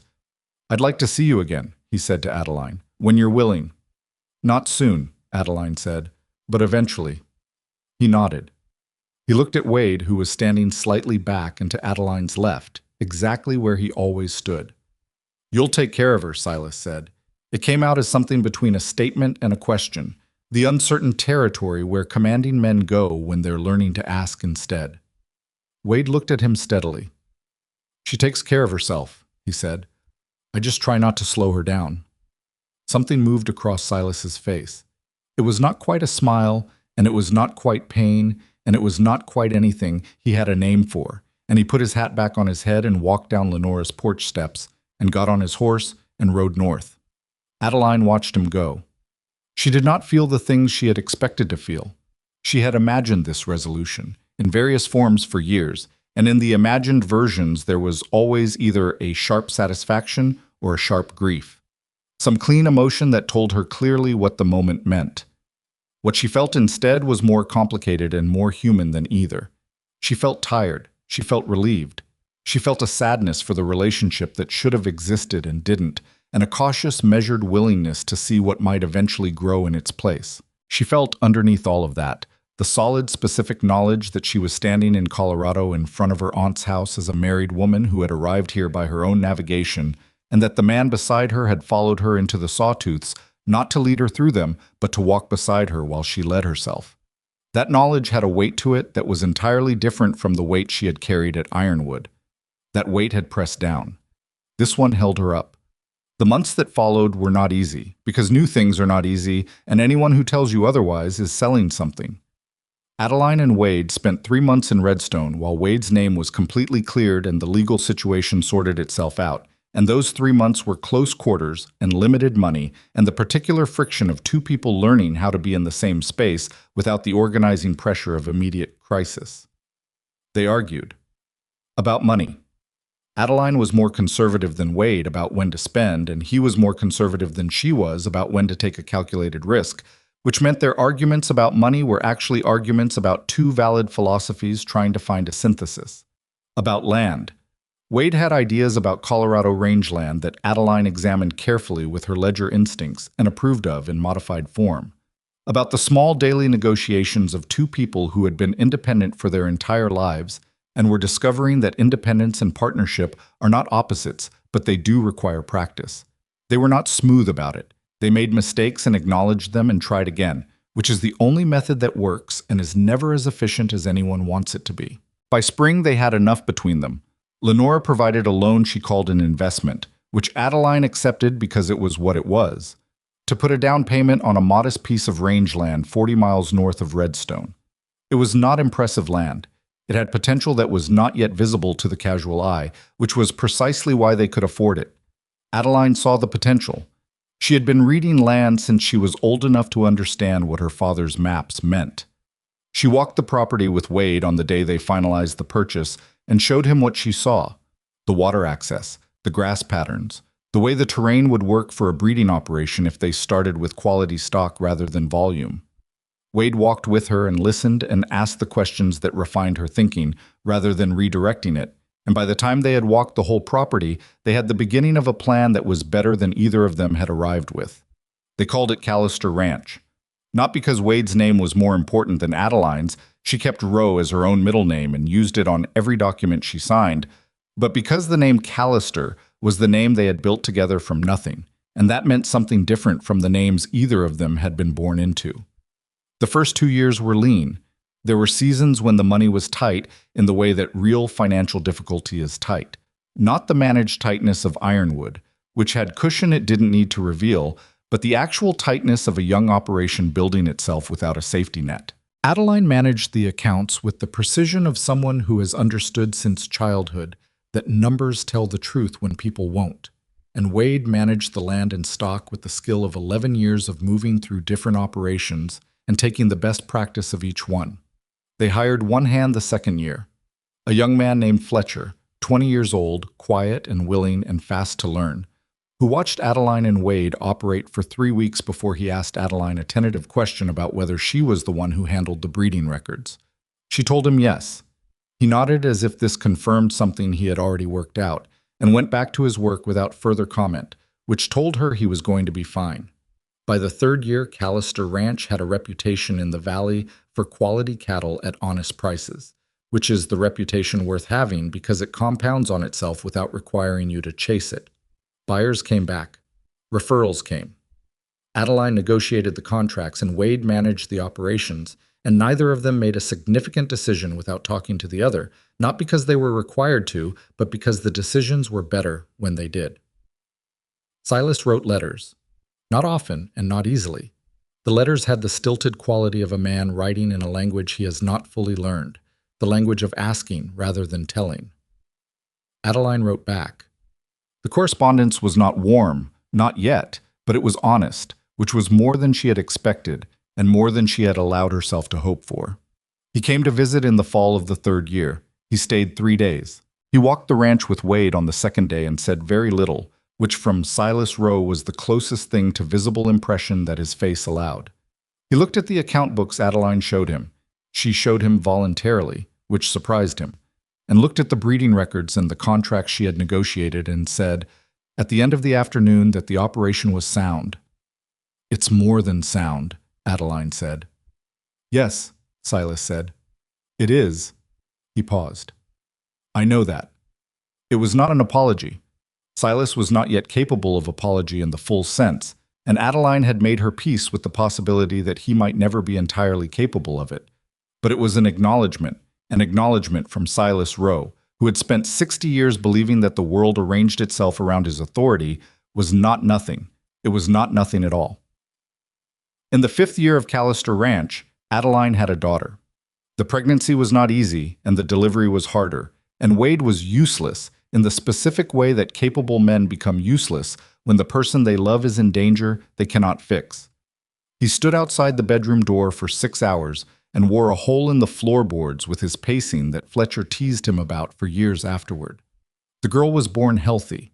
They named her Clara, which was Adeline's decision and which Wade accepted without question, and which made Lenora, when she was told, go very still for a moment and then say that it was exactly right. Clara Callister grew up on rangeland, which meant she grew up understanding work as a condition of existence rather than a choice you made. She grew up watching her mother read contracts and her father read cattle, and both of them consult each other before they acted, and she absorbed this as the normal geometry of how two people could operate together, not one leading and one following, but both moving in the same direction with their different strengths pointed outward. What you learn before you know you're learning is the deepest kind of learning. Clara didn't know she was being taught something. She thought she was just watching her parents run a ranch. One autumn evening, when Clara was 4 years old, Wade was standing on the porch of Callister Ranch, watching the light go long across the grass, when he heard hoofbeats on the road south and saw Adeline coming home from a meeting with a buyer in the next valley. She was riding Compass. The gray mare was 12 years old now and had opinions about pace, but she was still sound and still trusted her rider, and they moved together with the easy communication of a long partnership. Clara came out of the house behind Wade and went to the fence and called her mother's name, which she did every time Adeline came home, at maximum volume, as if the information might otherwise fail to arrive. Wade watched Adeline raise one hand in acknowledgement without breaking stride, watched his daughter lean on the fence with the particular boneless ease of a 4-year-old who has not yet learned to hold herself in the presence of feelings, watched the gray mare bring the woman he had followed into the dark come home across land they had built from intention and stubbornness and the specific willingness to trust what was true instead of what was comfortable. I thought about the night he had stood in the stable at Ironwood Ranch with a half-drunk cup of coffee and watched a woman saddle her horse in the dark with the quiet efficiency of someone who had been thinking about this for a very long time. He had told himself he was riding after her to make sure she was safe, and that had been true, as far as it went. But the fuller truth, the truth that had taken years to become clear, was that he had ridden after her because somewhere in 11 months of conversations about cattle and terrain and account books and the small, honest observations that two people make when they're paying real attention to each other, he had recognized something he had spent his whole life moving away from, and he had decided, in the 10 minutes between her leaving and his horse being saddled, that he was done moving away from it. He had thought he was riding after Adeline to save her. She had not needed saving. She had needed a road south and someone willing to walk beside her on it, and he had been able to provide that, and it had turned out to be enough. It had turned out to be the whole thing, because what looks like rescue from the outside is often just accompaniment. And accompaniment, offered freely and without condition, is one of the few genuinely valuable things one person can give another. The story of Adeline and Wade Callister is not a story about a man who rescued a woman from her difficult circumstances. It is a story about a woman who knew her own worth before anyone else acknowledged it, and who walked through a door that was closing and kept walking, through coulees and mountains and cold nights, and the long, hard work of building something from nothing, until she had created the life that had always been possible and never been permitted. And it is a story about a man who understood, early enough, which is rarer than it sounds, that the most valuable thing he could do was ride alongside without deciding where they were going. Adeline came through the gate and swung down from Compass and crouched to catch Clara, who had abandoned the fence at a run, and held her daughter with the full-bodied ease of someone who has learned to hold the things that matter without gripping them to death. She looked up at Wade on the porch. He looked back at her. There was nothing to say that the moment didn't already contain. The best things are like that. They don't require explanation. They simply exist, solid and particular and earned, the way a ranch exists that two people built from intention and honest work, and the decision, made once and kept every day afterward, to stand beside each other on whatever ground they found themselves on. The evening light moved across the Callister Ranch grass, and the gray mare put her head down to graze, and the little girl said something that made her mother laugh. And Wade Callister, who had spent the better part of his life moving from one place to the next, because no place had ever felt worth staying in, stood on his own porch and watched his family in the autumn light, and felt the particular stillness of a man who has finally stopped looking for the place he belongs because he is standing in it. He had ridden after her until he found her. It turned out that finding her had meant finding himself. And some roads, the ones worth riding, don't end. They just bring you somewhere you didn't know you were headed, somewhere that turns out to be exactly right. Silas Rowe came back the following spring. Not with riders, not with letters sent ahead, not with the organized authority of a man who had arranged the terms of his arrival in advance. He came alone on a Tuesday morning in April, when the grass at Callister Ranch was coming in new and green after a hard winter, and he knocked on the front door the way a man knocks when he is not certain of his welcome and has decided to accept whatever answer the door gives him. Adeline opened it. Silas looked at his daughter in the morning light, the dark eyes that were Clara's eyes, the straight posture that was nobody's but her own, and said, "I'd like to meet my granddaughter." Adeline looked at him for a moment. Then she stepped back from the door. "She's in the kitchen," she said. "She's been up since before dawn because she heard a coyote and decided that was sufficient reason to stop sleeping." Silas came in. Clara was at the kitchen table with a biscuit she was dissecting with the focused curiosity of a child who finds the internal architecture of food genuinely interesting. She looked up when the tall stranger came through the kitchen doorway and studied him with the direct, unfiltered assessment that small children apply to new people before they learn that staring is considered impolite. "Who are you?" Clara said. Silas crouched down to her level, which was not something his knees appreciated and which he did anyway. "I'm your grandfather," he said. "Silas," Clara looked at him. "You're the one who made Mama leave." The kitchen went very still. Silas held his granddaughter's gaze without flinching. "Yes," he said. "I made some bad decisions. I'm trying to do better." Clara considered this with the seriousness that 4-year-olds apply to moral questions, which is often more genuine than the seriousness adults apply to the same questions. "Mama says people can do better if they decide to," Clara said. "Your mama is right," Silas said. "She usually is," Clara said, and went back to her biscuit. Something happened in Silas Rowe's face then. Something that had been locked for 8 years and was not fully unlocking now, because some things don't fully unlock, but was shifting, moving, making room. Wade came in from outside with mud on his boots and stopped when he saw Silas. The two men looked at each other across the kitchen in the way they always looked at each other, without hostility, without the performance of warmth that neither of them felt yet, but with the honest acknowledgement of two people who have accepted that they are in each other's lives and are working out what that means. "Silas," Wade said. "Callister," Silas said. Wade looked at the mud on his boots, looked at the floor, and went back outside to scrape them properly before coming in, which made Adeline press her mouth together against something that was not quite a smile. Silas stayed 4 days that visit. He slept in the back room, ate at the table, and spent long hours walking the ranch with Wade in a silence that was gradually becoming something other than silence, becoming, slowly and imperfectly, the beginning of two men learning how to be in the same story without one of them needing to control it. He carried Clara on his shoulders on the third morning, which she demanded after watching him do it once for approximately 30 seconds, and deciding it was something she was owed. I was stiff about it at first, uncertain with her in the way that men are uncertain with small children when they've forgotten how to be unguarded. Clara fixed this by talking continuously about the coyote and the biscuit and a particular horse she had decided was her horse, despite the horse having no opinion on the matter. And somewhere in the middle of all that talking, Silas's shoulders came down from where he'd been holding them, and he laughed, actually laughed. The short, surprised sound of a man who has forgotten laughter is available to him. Adeline heard it from inside the house. She stood at the window and watched her father walk across the yard with her daughter on his shoulders, and she felt the full complicated weight of it. The years of silence, the banishment, the mountains, and the cold, and the long road south. And she felt, underneath all of that, the stubborn, persistent possibility that damaged things can sometimes be repaired, not restored. Repaired, which is different and harder and more honest, because repaired things carry the evidence of what they've been through, and that evidence is not a flaw. It is a record.